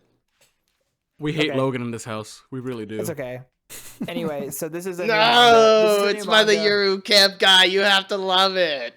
This is a new manga from the author of Yuru Camp, which is obviously critically acclaimed and has an excellent anime adaptation. And so this is getting its own anime adaptation. It is specifically about a camera and movie club combo that is, I think, going to be focused on like photography and like lenses and stuff like that. It seems like one of those more, much like Yuru Camp, sort of a niche interest hobbyist club girl show with cute girls. And I'm in for that. I like cameras. I like movies. I like photography. These are all things that I think are cool. And if it's going to be that same kind of comfy vibe with the same style of writing and interacting between the characters that Yuri Camp has, for one thing, everything that Logan said about the girls being gay, I just completely and immediately doubt, because there's none of that shit in Yuri Camp. Like, it's all just bait. So they're obviously not going to get together in this either. What are you talking about? But I'm still excited because I like Yuri Camp. And I hold on. Go ahead. That's it. Oh, I was just gonna. Okay, go. I remembered one other thing that I want to compliment it on. The manga at one point, because you mentioned the cameras, it does at one point do something interesting with that. It has a big spread that's kind of framed like a camera's panorama shot. So like it has, I don't know what you call that thing where it kind of like curves on the side and you're taking a like big panorama picture. Mm-hmm. And that's something I haven't seen a manga attempt to replicate in specific before, and I thought that was a really cool single page of a chapter that I also thought was really bad. So okay, Yuru Camp is legitimately one of my favorite anime of all time. So knowing that this is the same author, I'm like, oh, I have very high expectations. And I know they're going to be met. I love this guy. Now, I did see that this is a brand new studio. So there is a little bit of concern there. but I'm willing to give him the benefit of the doubt. Like even like from the trailer, like it looks great. Like I will say, this is not nearly as well rated on Mal as Eurocamp is. Now, granted, it doesn't have very many members, and I don't think that many people are watching or like are reading it. So I don't know if that's a great metric. Who knows? And like I'm sure a lot more people like checked out Eurocamp after the anime. Yeah, absolutely. Yeah, that's probably what happened. I think, how about you, Tim? Also, this was only it's been publishing since November 19th, 2024. So like, there's barely much of anything. It started in 2017. Did it? 17. Oh, it's been published in English. My bad. English my in bad. 24. But my bad. So it's yeah, sure. All right, go on, Tim. Like Chris said, it's the Eurocamp author, which automatically gets like a must-try thing. But like the PV itself looks pretty good and very fun, and goes having a good time. I think what we're going to expect from it. Juan was worried about the staff, but I think most of the staff is from Yamada Susume, which is like another highly acclaimed. The director is really good. I forgot to point that. I think this is the show that I was thinking of. Yeah, the director it's his directorial debut, but he has done episode directing and storyboards for some of the best shows around for the past 10 years. Like he worked on JJK, Attack on Titan final season, Yamada Susume, like Tim said, Summertime Render, Kaguya, Osama Ranking, ReZero. Like he's got a pretty good track record, and like a lot of those are episode director credits, not just like storyboarding. So like that's a pretty good lead if you're going to do it. So that was enough to get me on board. I'm not too worried about the stuff of this. I think they have a good team to pull this kind of anime off, and PV gives me lots of hope. So definitely giving this a check out. I think the Eurocamp guy is enough to like get us into the door for episode 1, but I like the source material. Like I want to learn about photography and lenses and stuff. I like that kind of thing. Why not? So Chris, did you see that one shot in the PV where like they're like skating down a hill? Yeah. That shot looks really cool, and if the show is full of shots like that, I'm all for it. Yeah, absolutely. Okay, moving on. Moonrise. So one of 2 high-profile wit shows this season. Moonrise is a very, very long-awaited anime that got announced like I don't know how long ago, like 22 it's been a while or something. 20 or something. I don't know. It's been a long time, and they kept getting delayed by Netflix because like they just I don't know, they locked it up or something.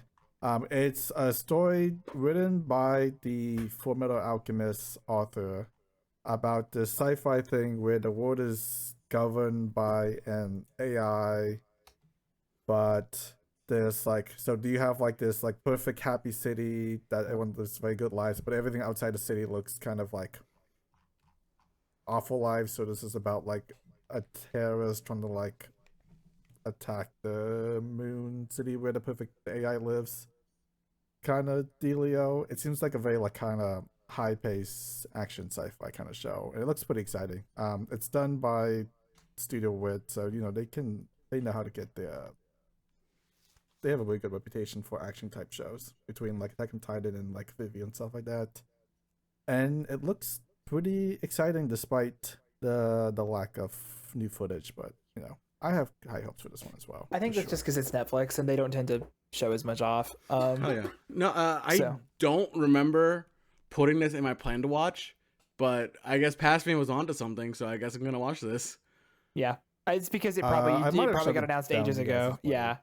I watched the PV a while ago. It is Netflix, so do you think it's gonna get batch dropped? It's almost only gonna be a batch drop. Yeah, it probably is. I was it's been a while. I kind of forgot that this is coming out this season. I think it's kind of surprising, though I'm sure it was worked on at different times. There's another Wit show we're going to talk about in a little bit that's also very high production, so it's wild that they're doing too, because Wit doesn't do very much these days. So I feel like this show's been done for like a year. I was going to say, Netflix I bet this one just decided not to release it for some reason. Netflix is weird with their animation stuff sometimes. So yeah, I totally believe that. But yeah, I'm excited about this one. Lots of big sci-fi shows this season, by the way. That's kind of competing for space. Maybe we should make a sci-fi category in our award. No, we're not doing this. We're not doing this right now. All right, good to move on. Yeah. Okay. Yeah. Next up is Natsu Toki wa Dinner no Ato de, or I don't know. There's the dinner table detective. There you go. That's a Tim show. So this is a rare mystery show because we don't get those very often. It's about this rookie detective who's like also rich and famous for some reason. It kind of reminds me a little bit of the Detective. If you guys watch that one, where she like challenges like very almost impossible cases with her like assistant. It seemed much more on the comedic side based on the PV, but it's not something we get very often. So I'm down for a more like comedic central, mystery show. It's done by Madhouse, so there's that going for it. I don't think it's still like 18, but it looks, competent enough where it looks fine. Where I'm not going to be annoyed by anything animation wise. And yeah, it looks like a lot of fun. So we'll definitely give that a try. What do you guys think about this show? is such a big like I'm gonna need to watch episode 1 to form an opinion. I think I can fuck with the sort of rich girl / sassy butler sort of romance tension thing going on, and pair that with like a detective show with whoever this wacky fucker is in the white suit. It's a little hard to tell. I think it looked okay visually from the trailer, but I don't know. I'm down to check it out. It is Madhouse, yeah. Yeah, but Madhouse has a lot of different. I was gonna say, teams. I don't know if it's the Madhouse. I don't think it's the Madhouse A team.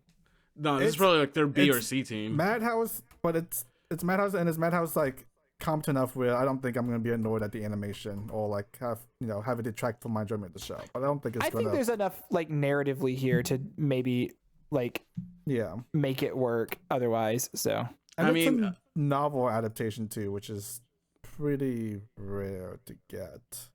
It's not rare. I think it happens maybe once a season. Yeah, we've had before. There's actually there's like 3 this season. This season's an exception because it's like no manga for some reason, but normally we don't get novels that often. Like the last one that I can think of would be like the Doulahan one. I can't remember what it was called. Undead Girl Murder Farce. Yes, Undead Girl Murder Farce. That one. Yeah, but that was I would have to go back down the list. I would have to go down the list. There's like 3 this season. Okay. There was one last year, but regardless.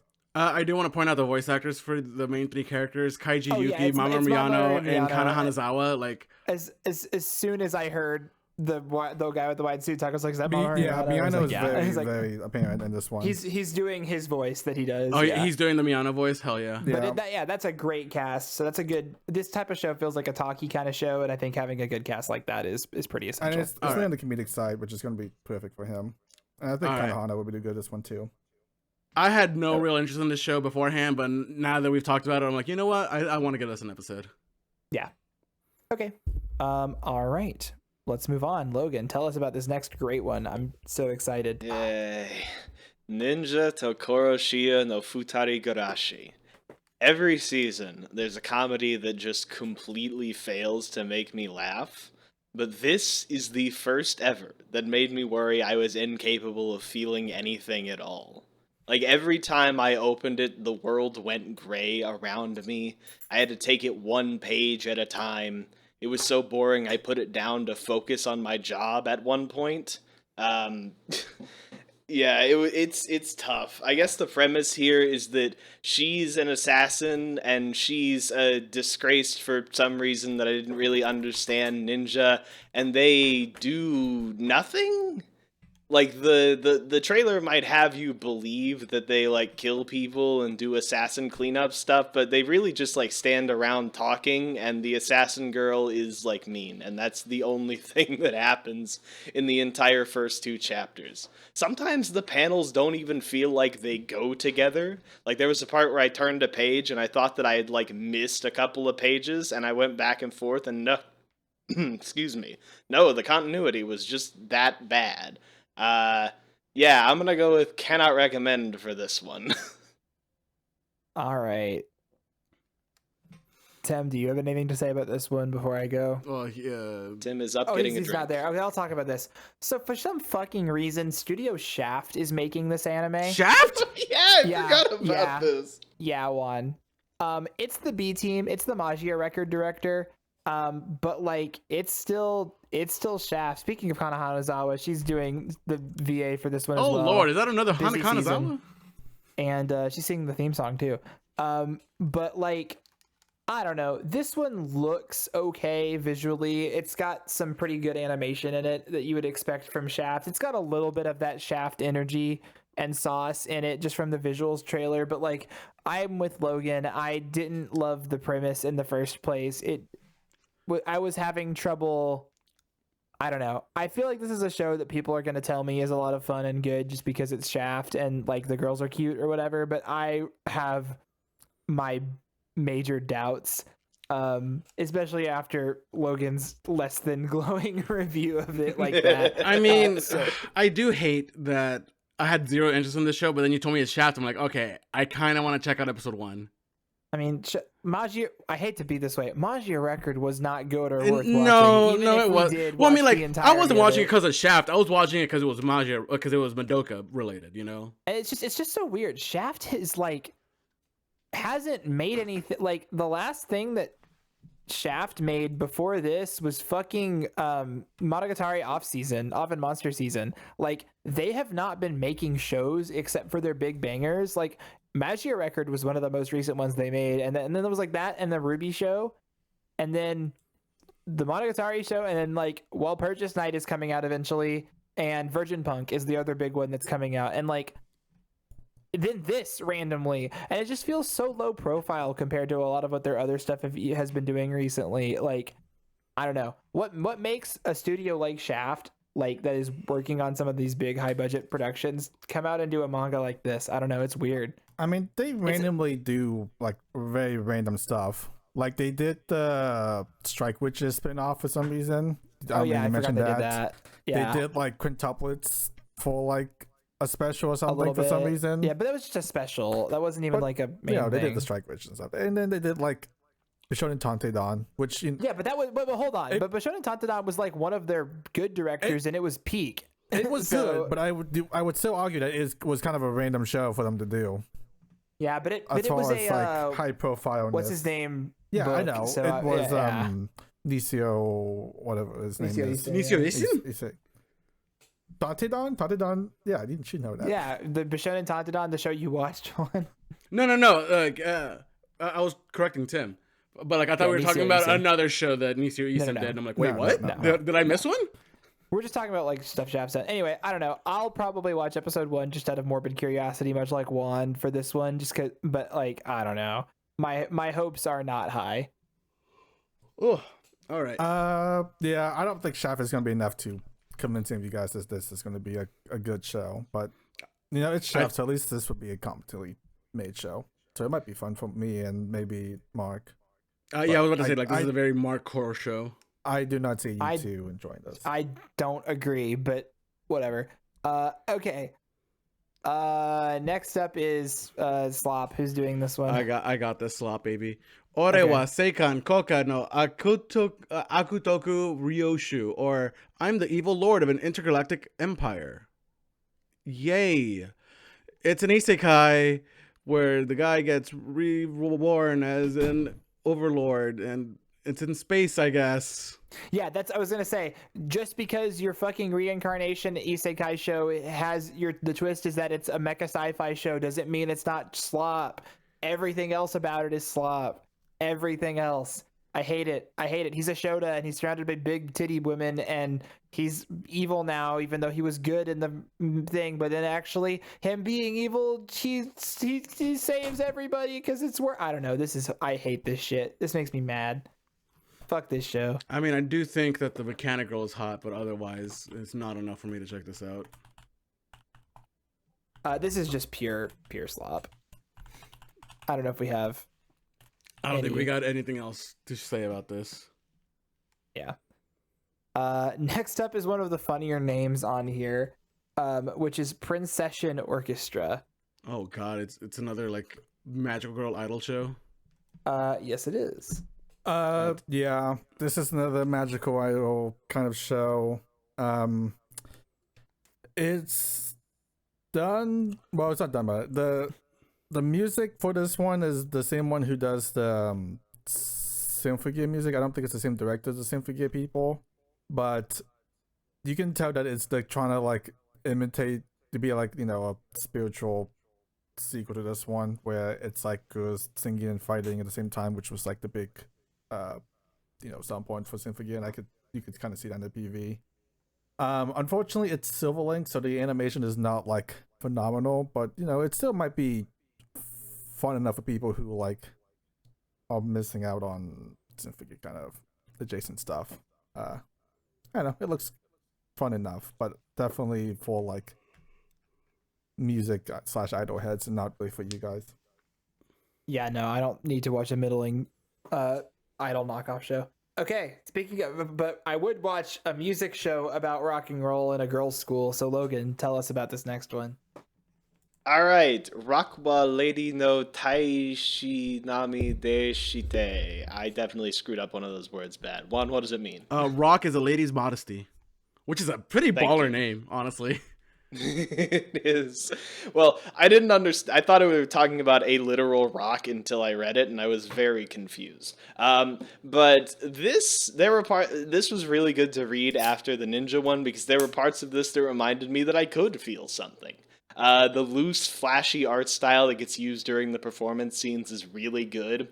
Though I wish it got a little more creative with its visual presentation, like something like Shiori Experience does. I also like when the leads get kind of testy with each other. It's very kinetic and vibrant in a way that makes the scenes at the actual academy. I should explain the plot.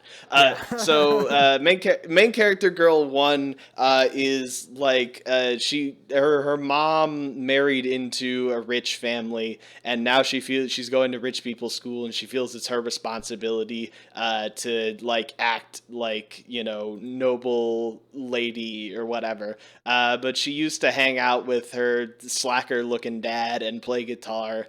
And that kind of comes back when she discovers main character girl 2, who is also a prim and proper lady. But then she goes to like the secret hideaway in the old academy, and she's a drummer there, and she plays like Japanese indie music. And by that I mean literally songs that exist in the real world. Like I listened to some of them.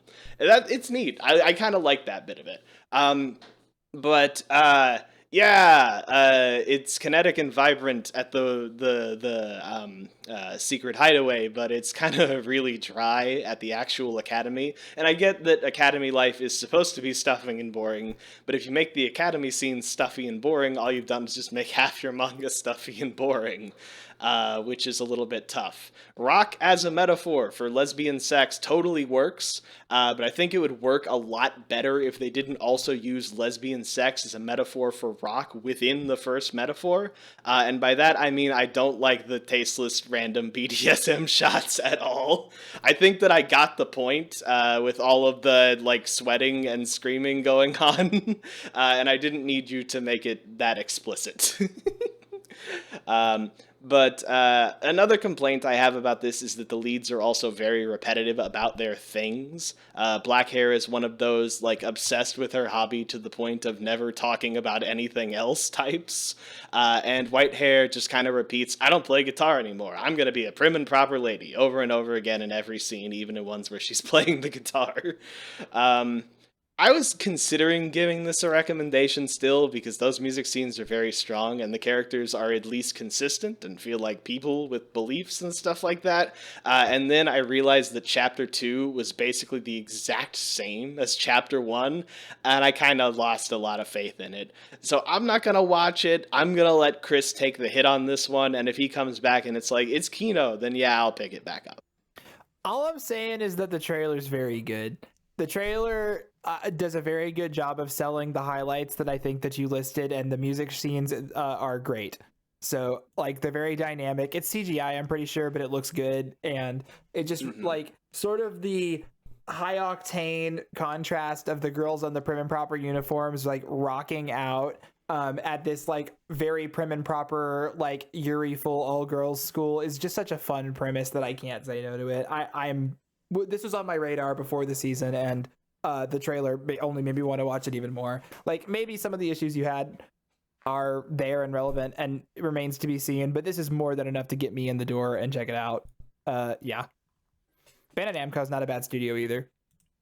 Dude, fucking, like I said, like the premise itself, like it writes itself. Ojo-sama rock band, let's fucking go. I'm in just from that. Yeah. Tim?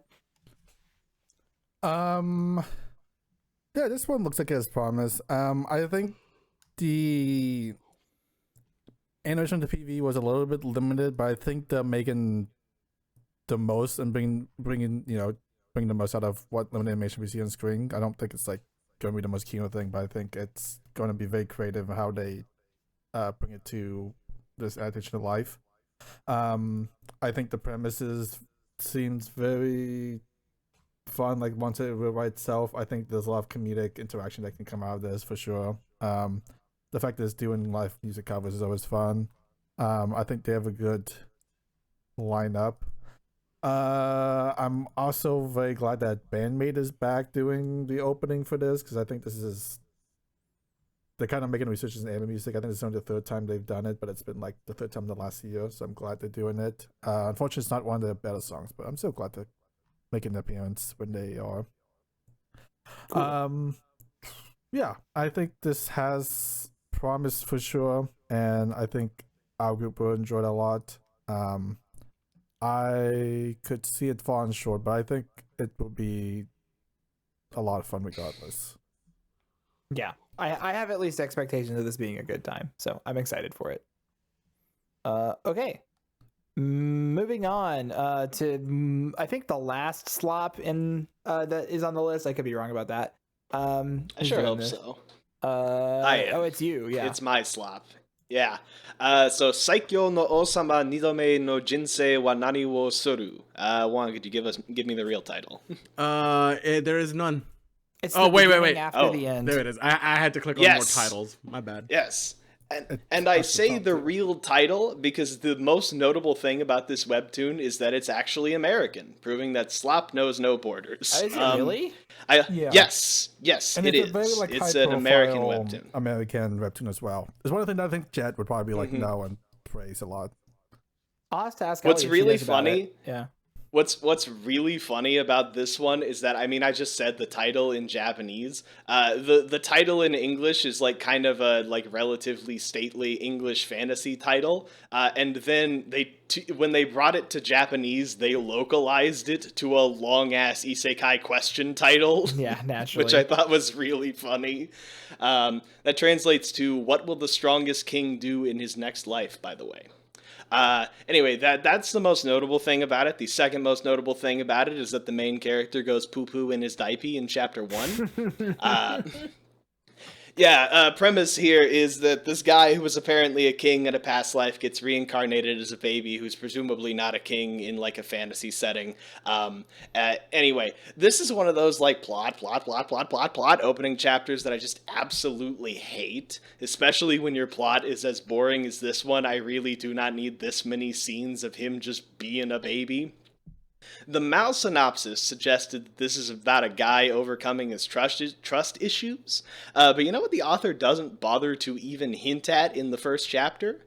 If you guessed trust issues, then you're wrong, because they didn't bother to set up anything about the main character at all in chapter 1. And what's crazy is that you totally could have integrated trust issues with the plot baby stuff too easily, because like he's an adult man reduced to the most vulnerable stage of life, and he seems to trust his new parents implicitly. Why? Have him be suspicious of them, or frustrated at his inability to do things on his own, or anything at all besides, well, I guess I'm a baby now, or whatever. Also, it's a webtoon. All of the standard webtoon complaints continue to apply. If man were meant to scroll, he had been made with scroll wheels on his fingers. I can't recommend this at all. I'm gonna ignore the webtoon format hating, which I've always thought was stupid. But I don't know what to tell you, man. I just wish that bro who wrote this, and I don't know when it aired, and maybe this is not true, but like We get it, bro. You saw your homie Mushoku Tensei in class and you were copying its paper and you're trying to get an A on the test. You're not slick. I hate baby reincarnated isekai, and this just looks incredibly generic. And I'm sure some fan is gonna be like, no, you don't understand. It's so good because it's wildly popular and has like 1 million volumes. But why would I ever watch this when it fails completely to distinguish itself from any of the slop Japan is making? Like, I mean, it's novel that it's English. I think that's cool that like an American webtoon author is getting an anime, like a Japanese anime.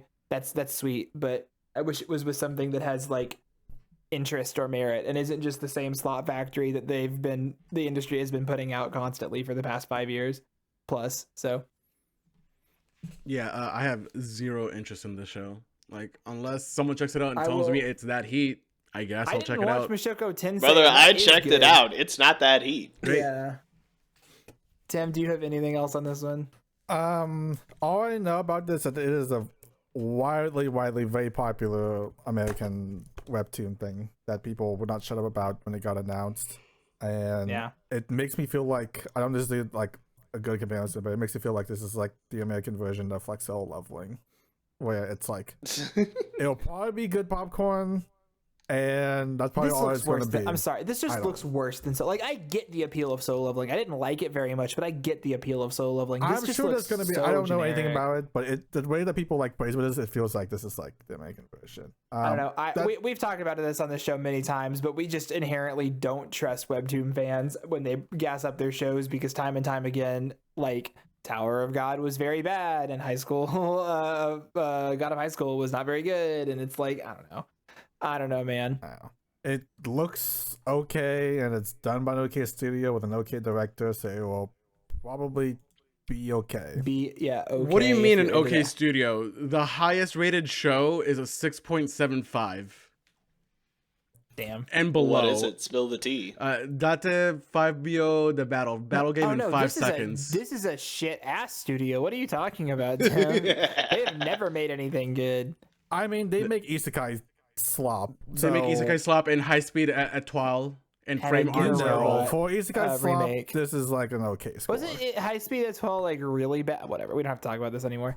Okay, moving on. It's a good show. Yeah, it's still me, baby. Shin Samurai Den Yaiba. This season's Boomer reboot. This is a manga from is the second Boomer reboot, Logan. Wait, what's the third one? Right. Look, I don't think that counts in quite the same way. Yeah. I'm talking, this is like literally from the 1980s, and I guess Anne of Green Gables also was, but whatever. No, it was earlier. It was the 70s. Yeah.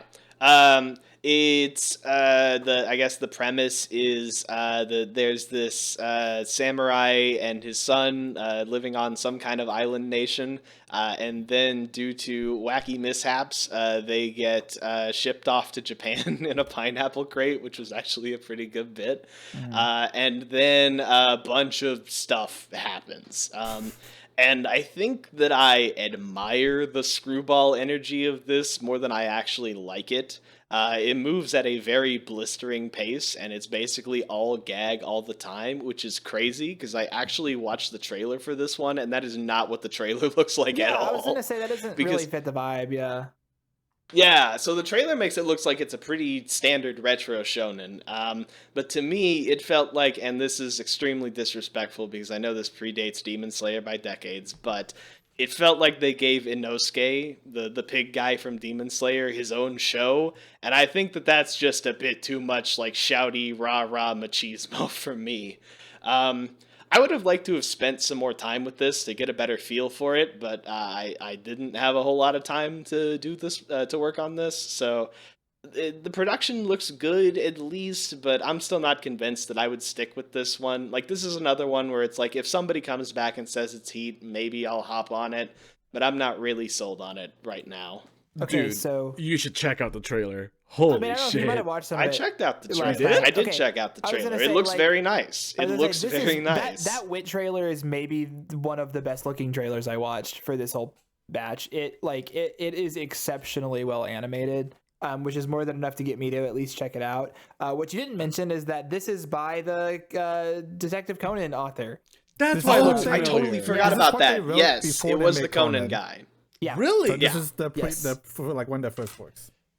Yep. That's very interesting. This had an anime adaptation back in the 90s as well. It's an 80s manga that got a 90s anime adaptation, but again was completely overshadowed by like Case Closed because that was like the big one, obviously. So it's interesting to see this getting a revival. I'm hoping maybe that they modernize it a little bit and get rid of some of the issues that Logan was having. But we'll see. If it's a very faithful adaptation, then maybe we'll run into some of those problems. But I don't even necessarily love this era of like shonen. Is I think people like y'all who are a little bit more fond of your Zatch Bells and your Yu Yu Hakushos than me. I mean, I'm very fond of them. Yeah, and Dragon Ball or whatever. Like obviously you guys love that shit. But this is more than enough for me to check out. Like I'm definitely gonna watch this for sure. It just looks so well made. Hard to say no. I definitely want to give this like 3 episodes at the very least. Like there's definitely like that worry about like being too faithful to the original, that like it will have like that like old school kind of feel to it, but like the production looks insanely good. It just looks great. Like I love the character designs. They're super cool. Not just like that, but like just like the animation style is just so cool. Like mixing the old and the new. Also like so like it's definitely like it has that like 80s cartoony vibe from anime. But like there was a scene of like modern congressmen juxtaposed with those character designs. I'm like, that's really funny. I really like that. Like if everyone that's not from the original just looks like a modern anime character, like a regular ass dude. Yeah, I like think that's really fish funny. from Animal Crossing. Yeah, exactly that. Yeah. All right, Tim, did you have anything to say about this? I mean, I'm a pretty hardcore Aoyama Gosho fan with the Conan series, so I'm very excited to check out his like not original, but like his predecessor work, and what seems to be killing it. So yeah, definitely a must watch. Yeah, for me. that feels like a win-win for you. Yeah. All right. Oh boy, Logan, tell us about this next one. All right, Shiunji Kei no Kodomotachi. The children of Shinji family. Yeah, this is the. You know what? The worst manga aren't the ones with no promise. The worst manga are the ones with hints of promise that just get carried away by the muddy river that is everything else about it. Like, I don't need to tell you that the not blood-related incest harem manga is kinda tasteless. I don't need to tell you that the girls are introduced with a glamour shot where they read their own TV tropes entries, and it's probably no surprise that it's horribly repetitive. They actually do that glamour shot TV tropes page scene twice, and in the second one, a character in-universe is basically begging the audience to get into waifu wars about these girls. It's the most pathetic thing I've ever seen. What might come as a surprise, though, is that sometimes it stops being a weak stream of titillation and starts being like a reasonably good domestic drama. Like in the back half of the chapter, the mangaka even implies something. There's a scene where Sporty Spites passes out on the exercise bike, wakes up, and is like, nah, I can do a couple of more kilometers, and then she looks sad. And at no point does she say the words, I feel pressure to succeed thanks to my status as an important person's child. But we can figure it out. And there's like hints throughout that some of the TV trope stuff is a bit of a facade that a few of the girls are putting up. And then the scene where they all find out that they're not blood related because they thought they were like blood related siblings the entire time, and they find out at one of the characters' birthday parties, which is actually that's at least a little bit funny. But that scene is kind of engaging. It's tense. It's visible that they're all mad and trying to stuff it down for their dad's sake. They hint about a mom we've never even heard of before, and then Dr. Jekyll loses control of Mr. Exposition, and the characters just repeat, even if we're not blood related, we're still siblings, over and over and over again, for that and like the entire next chapter too. And that's what really hurts about this one, the feeling that there's like actually a good manga drowning deep inside of it. Yeah, I can't recommend this. Logan, did you know going into this that this is the Rent-A-Girlfriend author? It's literally have to be like, hey, Juan, no! I guess you wrote this. It's like... Did you not get a hint of that? I didn't know going it. I know I didn't, because I shoved everything about Rent-A-Girlfriend out of my mind except for the blonde girl. Okay.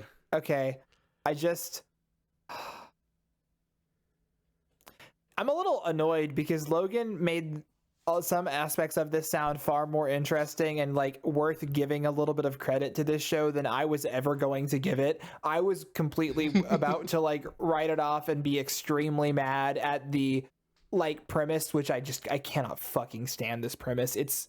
It drives me up the wall. It is like, oh wow, all of these 5 completely different looking characters with completely different looking hair of all in a similar age range are again raised from, I don't know if it's from birth or from a young childhood, as siblings, so they have at least been socialized as family despite obviously not being.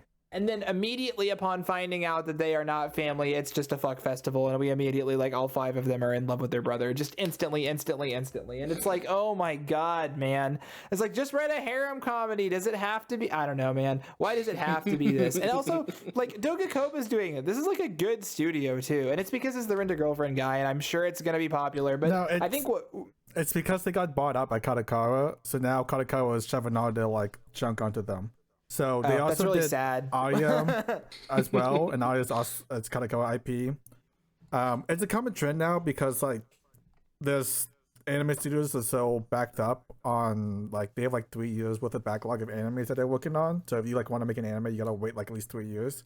So to counteract that, companies go around and they like buy up anime studios so they can like make them prioritize their work.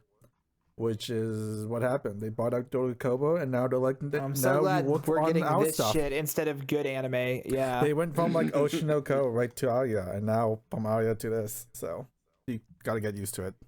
But yeah, it'll be really funny when I give this a try, and I'm like, oh, this is Heat, and no one believed me because this is the Rent-A-Girlfriend author, and that'll be like, yeah, but also one of the main characters, Takahashi Rei. So I feel like you're biased.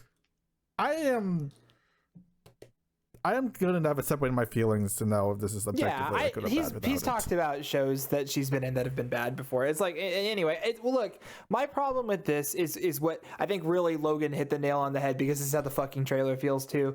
The girls are cookie cutter character trope, boring ass, like, and maybe there's a little bit more to them, but they read their own TV shows page and then beg the audience to make this into a fucking waifu war. Like, that just is exactly what it's trying to do. The author is clearly very desperately trying to be like, please fight about these girls on Twitter and talk about who deserves to be with the main character in my incest harem. Aren't I so trashy and provocative? And like, I'm being a hater because I don't like these kinds of shows typically, but also, come on, man. I'm going to be hearing about how this one's actually secret heat online for the next 2 years, and I'm not, like, at least with Rent-A-Girlfriend, everyone knows it sucks. I don't know. I'm not. I don't want to check this out. I really don't. I was gonna say, are you not strong enough? No. You've been watching Rent-A-Girlfriend. No, that's the thing, Chris. I wanted to stop after season 2, but Tim fucking dragged me back for season 3, and I'm like, oh, and I hated it. I hated every minute of it. And then season 4 is coming out, and I'm not coming back for it. I'm not coming back for season 4. And this is pretty limited, but from what I've read, the people that have read both of these mangas think this one's a lot better than Rent-A-Girlfriend, but that is not saying a lot, clearly. I liked the first chapter of this more than Rent-A-Girlfriend, but I think that speaks to just how much I really did not like Rent-A-Girlfriend than anything. Did you read Rent-A-Girlfriend for the pre-read? Yeah. That was before pre-read, it was a manga. No, he's been doing the pre-read since way before the podcast. Oh, yeah. It's an old Logan practice. does it for the love of the game. He truly does. Yeah, exactly. Yeah, I am in this to win it. Anyway, I'm sure Tim will watch this. This feels like wasted potential and talent going to waste in many different ways. I will not be watching. Tim, if you like beg on your knees for me to watch the show, then I'll do it. You gotta suckle on me for a little bit if you want me to watch this show. I don't like the phrasing. We don't have to do this. Okay. That is the only way I will watch this show. Moving on. Oh boy, I did not know this was coming out, for the record. This was like a late night, last night horror reveal for me, like a jump scare. I have nothing. I don't know anything about this, so lay it on me. Tim, tell us who's back. So, oh my god, it's this. It's Summer Pocket. This is anime by Studio Field by our favorite visual novel writer, Jun Maeda. What the fuck is up with these creators coming out of the woodworks this season? What the fuck? Don't fact check me on this, but I believe he made this before the day became a god, so this isn't like a new. Yeah, I think this is a slightly older visual novel from a while ago. It was from a while ago. Cause I know the card game and visual novel came out a few years ago because I was talking to one of my friends about because they're a big keyhead. But yeah, so this this anime is about our main character who lives on this tiny little island who like was a city boy, but after his grandma died he came to live on the island, and now he meets a bunch of girls on the island and they have like I guess a romance experience on there. From what I know about the reviewers on the visual novel, it seems like he's playing it very like safe and like, you know, classic Jumaeda kind of tropes things, so we won't have like a burning train wreck at the end like we normally do since it's based on a visual novel. What's the fun of that? I mean, last time we really bullied him off the internet, so yeah, maybe this is for the best. But yeah, this Day I Became a God was bad and he deserves it. I mean, people also gave him a little slack for Charlotte too, but you know. Well, that was also bad. I know, but like this one's based on the whole visual novel, so maybe it won't go off the rails this time, and we'll have like a decent Jumaeda for once. Yeah, it seems like it's maybe we'll give it a try, see maybe we can welcome him back. So I'm gonna be meaner than Tim. This, watching the trailer and reading the premise of this, literally looks like I went to ChatGPT and had it make me a Jun Maeda visual novel premise. Like, it is so incredibly generic. The main character is the Jun Maeda key art style brown-haired main character, and the girl is the Jun Maeda key white-haired long girl. Like, she looks exactly like now. Like, we've done this before. I cannot also believe doesn't show anything. It's literally like here's the 5 characters, so maybe like, you know, something happens story wise. I'm sure there will be some sort of a narrative hook. I just can't possibly imagine wasting my time with this. Like we did it with The Day I Became a God as a novelty because it was like a comeback one. I don't think I care about that. Oh, but that was like an original anime, and this is a light novel or a VN adaptation. I don't think I'm gonna watch this. But sorry. The VN ones are the one that are actually good, and the originals are the one that are bad. Allegedly. But yeah, his VN stuff are good. I don't think you've ever seen his other. No, I haven't. I'm not trying to say that like Clan Out is bad or something. Like I know it's good, but like yeah, it's different. Or Buster, and he has a lot of good stuff. Yeah, he has a lot of stuff like pre 2004, and then everything after 2004 has been nothing but shit. I'm sure that's debatable for real key heads, which none of us are. Anyway. That's there. If you're into Key, obviously you're probably watching this. I wonder if we should tell Claire about this. Yeah, probably should. You should tell Claire about this. Who is a Key head? Claire might have heard of this VN actually, but we'll see. They definitely have. All right. Moving on. Who's doing Teogonia? You are, baby. Okay. This next one's called Teogonia, which is another one of the novel. Oh no, this is a light novel, not a regular novel. So this is a show about warring tribal kingdoms and like orcs and pig people, ogres that are invading the land, and it's kind of like a fantasy period piece, vaguely Japanese styled action show. The trailer looked pretty limited. It was kind of slideshowy, and I couldn't really get a good vibe of what this was supposed to be like or about, so I'm obviously not like excited about this one particularly. I think I just don't have enough to get a read on this one. I got nothing on this. Like it's I don't want to say it looks generic, but like it does look kind of generic though. I was gonna say it does look generic. It's hard for me to find something to latch on to. So I know someone's into those fub ass pig ogres. Yeah, I was gonna say, yeah, some people, if you like pig man fubs or whatever, but that's lame. I don't want to fucking style it like that. Okay, we can move on. Who's got twins? I got twins. Hina. 2 high school girls, Himari and Hinana, dream of going viral. Sorry, Juan. I'm sorry to take it from you. Do you know what this is? I don't. I can give context later. Okay, go for it. As they film all sorts of topics that they could become hot topic, they notice something strange and enter a strange world. So it sounds like an isekai. Yeah, basically. If I'm assuming they are singers turned VAs. Why would you no, say they're singers turned VAs?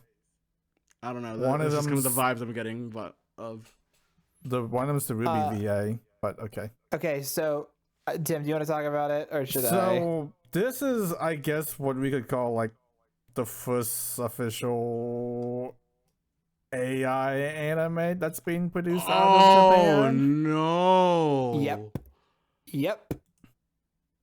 This anime is made mostly with AI, and you can tell when you're watching the trailer because it just looks off. I'm gonna check out the trailer mid-episode. Like this is like an AI specific project that is meant to like showcase AI, and that's like its whole marketing thing. This sucks, and I don't do this often. And I don't know, maybe Tim is gonna disagree with me. I do not think anyone should watch this. I think if you watch this, you are doing a disservice to the industry. I do not think this should be being made, and I do not think it is ethical to watch this. So don't watch it. That's how I feel about it. Oh my god, I'm watching the trailer right now. It's just AI. It really is.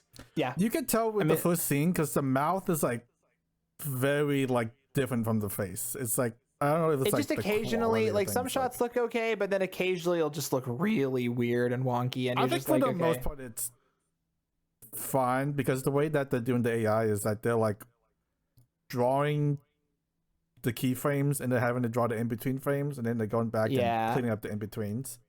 But so it's not like, you know, for one AI, there's still it's not like they told a machine to make the plot still key animated, but like they are marketing it so hard as being an AI anime, and that is what makes it unethical to me. It's about trying to align it with all of that horseshit, which is bad.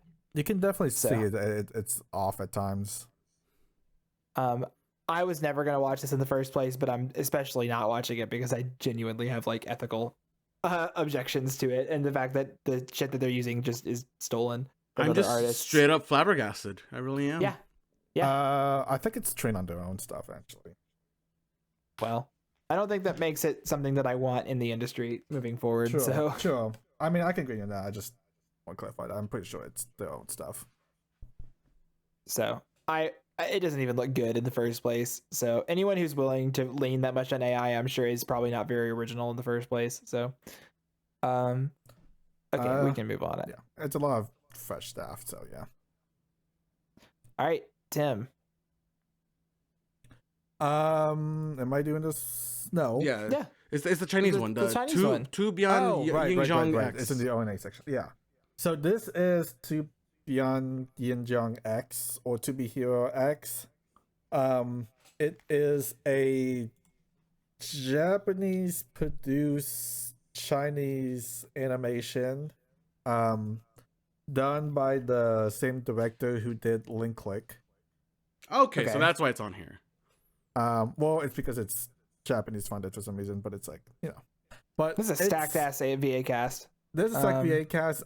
It is a sequel, but as far as I can tell, they're all like their own independent thing. And based on what I could tell from the PV, it feels like this is like almost anthology like, where like each hero has their own episode and each hero has like a drastically different art style. Because I don't know if you watched the PV, but it like has I didn't get around to this one. 4 different art styles. One of them is like, you know, the very like Chinese CG thing, and some of it's like very cool traditional 2D thing. So I feel like it's gonna be like an anthology superhero thing, and it seems pretty good in the PV. So I think I might actually give this one a try. And they've been hyping this up for a while, for the last like year or so with the character PVs and stuff.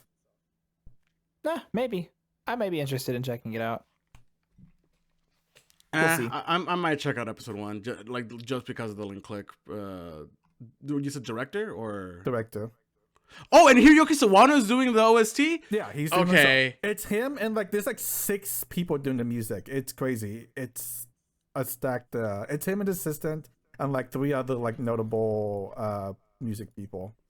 Okay, maybe I'll give this the 3 episodes. We'll see. It's like the Lico Rico music and like Shangri-La music. It's like okay, Jesus, a lot. Next up, is Uchujin Mumu. What'd you call Yeah, him? you know. So this is about a cat-like alien going on Earth who wants to learn about technology to help recover some for his species, and meets a girl, and then I think they just she adopts him as her cat, but he's an alien. I didn't watch the trailer for this one. I ran out of time, unfortunately, so I don't have much to say about it. It's OLM, so that's a pretty good studio sometimes, at least. Okay. This is a manga. This is a cat manga. Why the fuck did Logan not read this? Yeah. Because it doesn't exist. I found him the raws, but he didn't want to read Japanese. Yeah, this was 143 members on Mal, so that's like nothing. Yeah. Well, I'm sure we'll get a translation after the anime. Yeah, after the anime comes out. That usually is how it works with some of these. Logan, as the resident cat lover, how excited are you for this show? I don't know. I didn't watch the trailer. Okay, but knowing that it exists, how excited are you?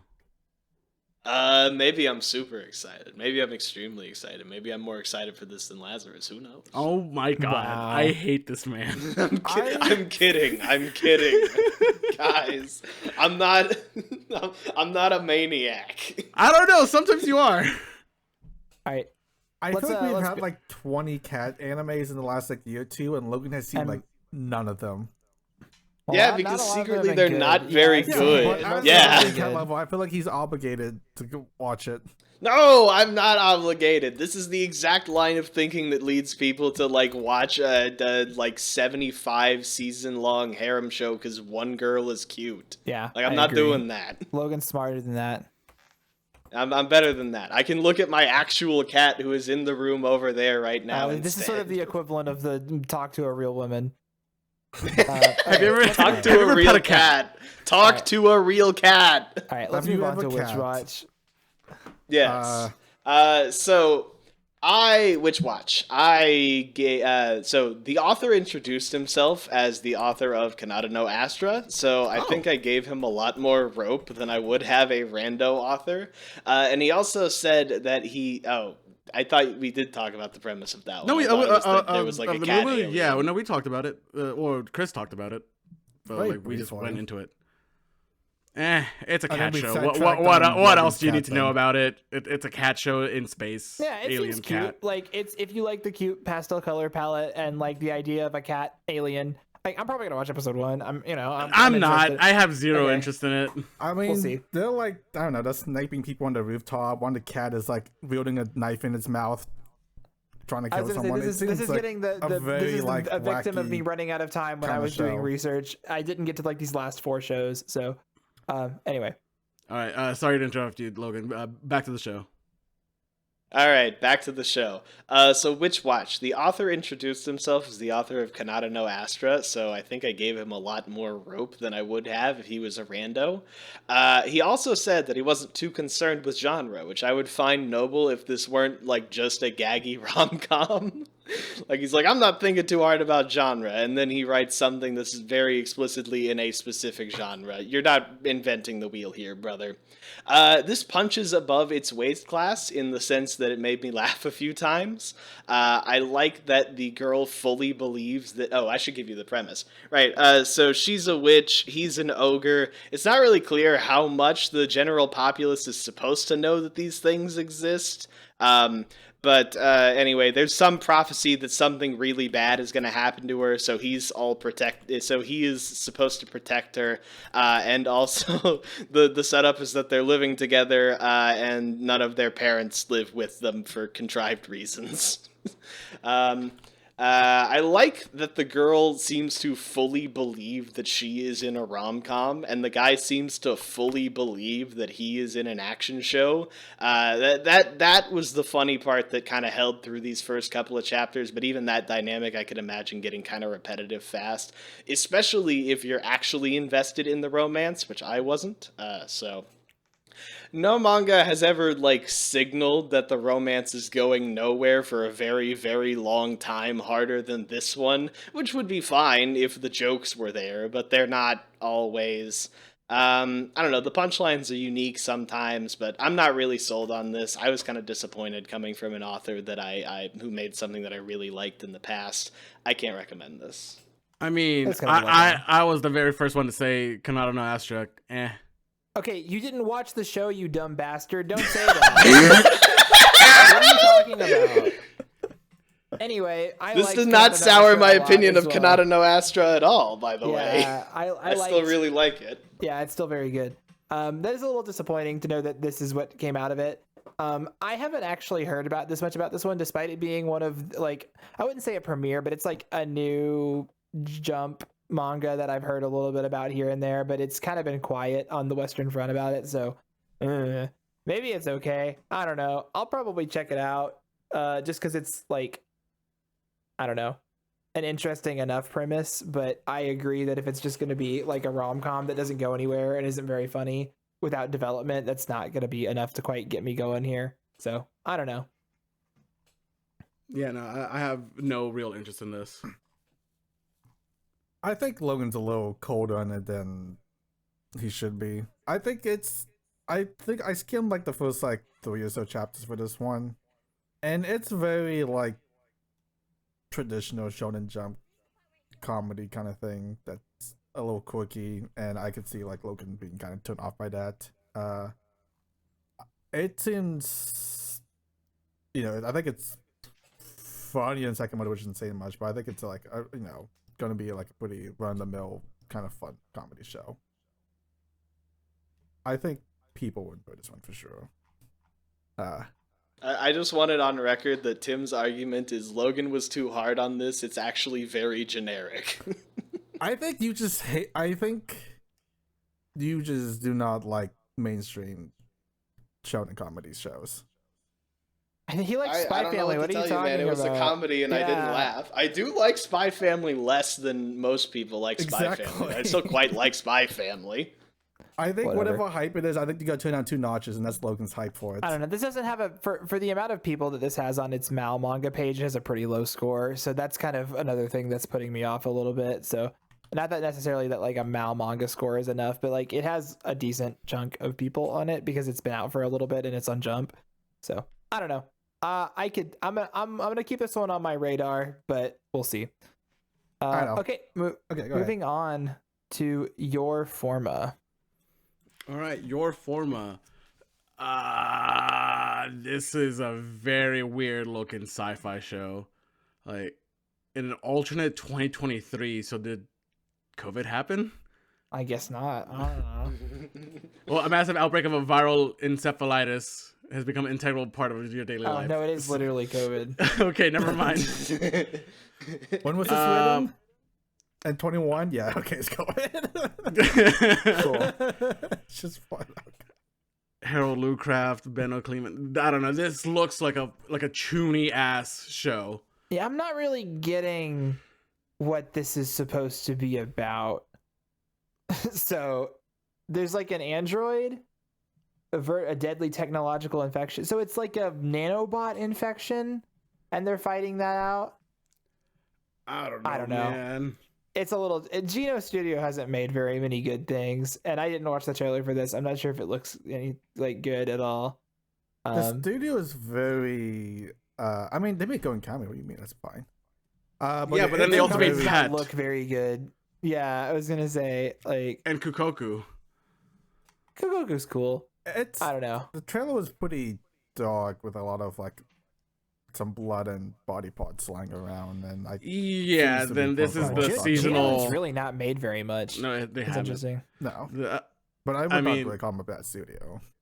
I don't know. This is just like your seasonal edgy chuny show. I don't think we have anything else to say about this. Seems kind of like it, but more edgy and less like mystery. Yeah.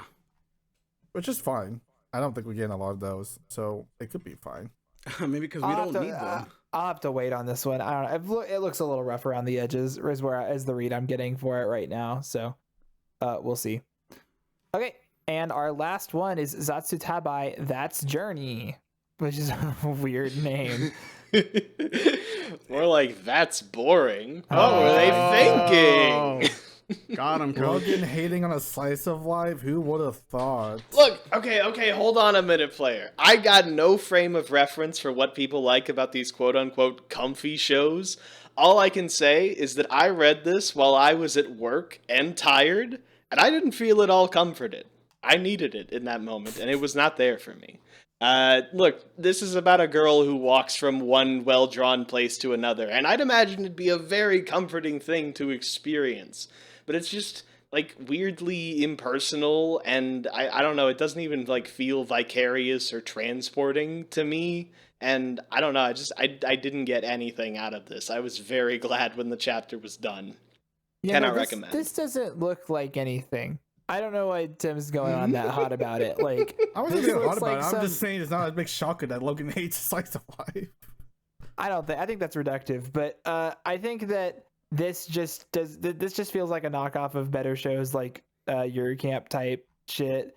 And I don't know, maybe it's something, but it doesn't look like it's very interesting to me. There's not very many details about it, and the art style's a little middling. So if your comfy show that's supposed to look good doesn't look good, like the studio has basically made nothing. It's doing the Isekai Healer show this season, and it has done very little else besides that. Not enough to keep me interested, let me tell you what. I think it's great that a show that is entirely contingent on like having nice and well-drawn environments is being made by a studio splitting their attention with a healer isekai show in the same season. Not a very good one to end on here, but that's the way I know. I felt so bad. That's the way I was like, I'm gonna be tearing apart the last one here. Anyone else? Anyway. Anyone else before we wrap up here? No. Yeah, that's okay.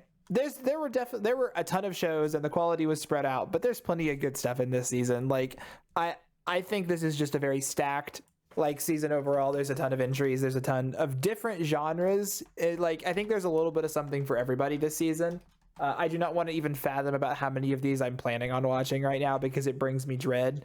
But I am going to fathom what my top 3 most anticipated are with everyone else. Juan, have you been giving that any thought? Listen, I am doing everything in my power to stall for time. And man, I sure am good at stalling for time. The beauty of editing is that I can cut this and we can just be like, oh yeah, I have it ready. You know what? I'm still stalling for time because where the fuck is the name of this Gundam show? Because why is it not listed under G? GQX? Gundam GQX. Oh, Keto. That's why. Keto Senshi. That's where it's under. Okay. All right. And with the power of editing, I am now ready. Yeah, go for it. Yeah. So I would say my top 3 most excited for shows. No sequels, right? Yeah, no sequels. Okay.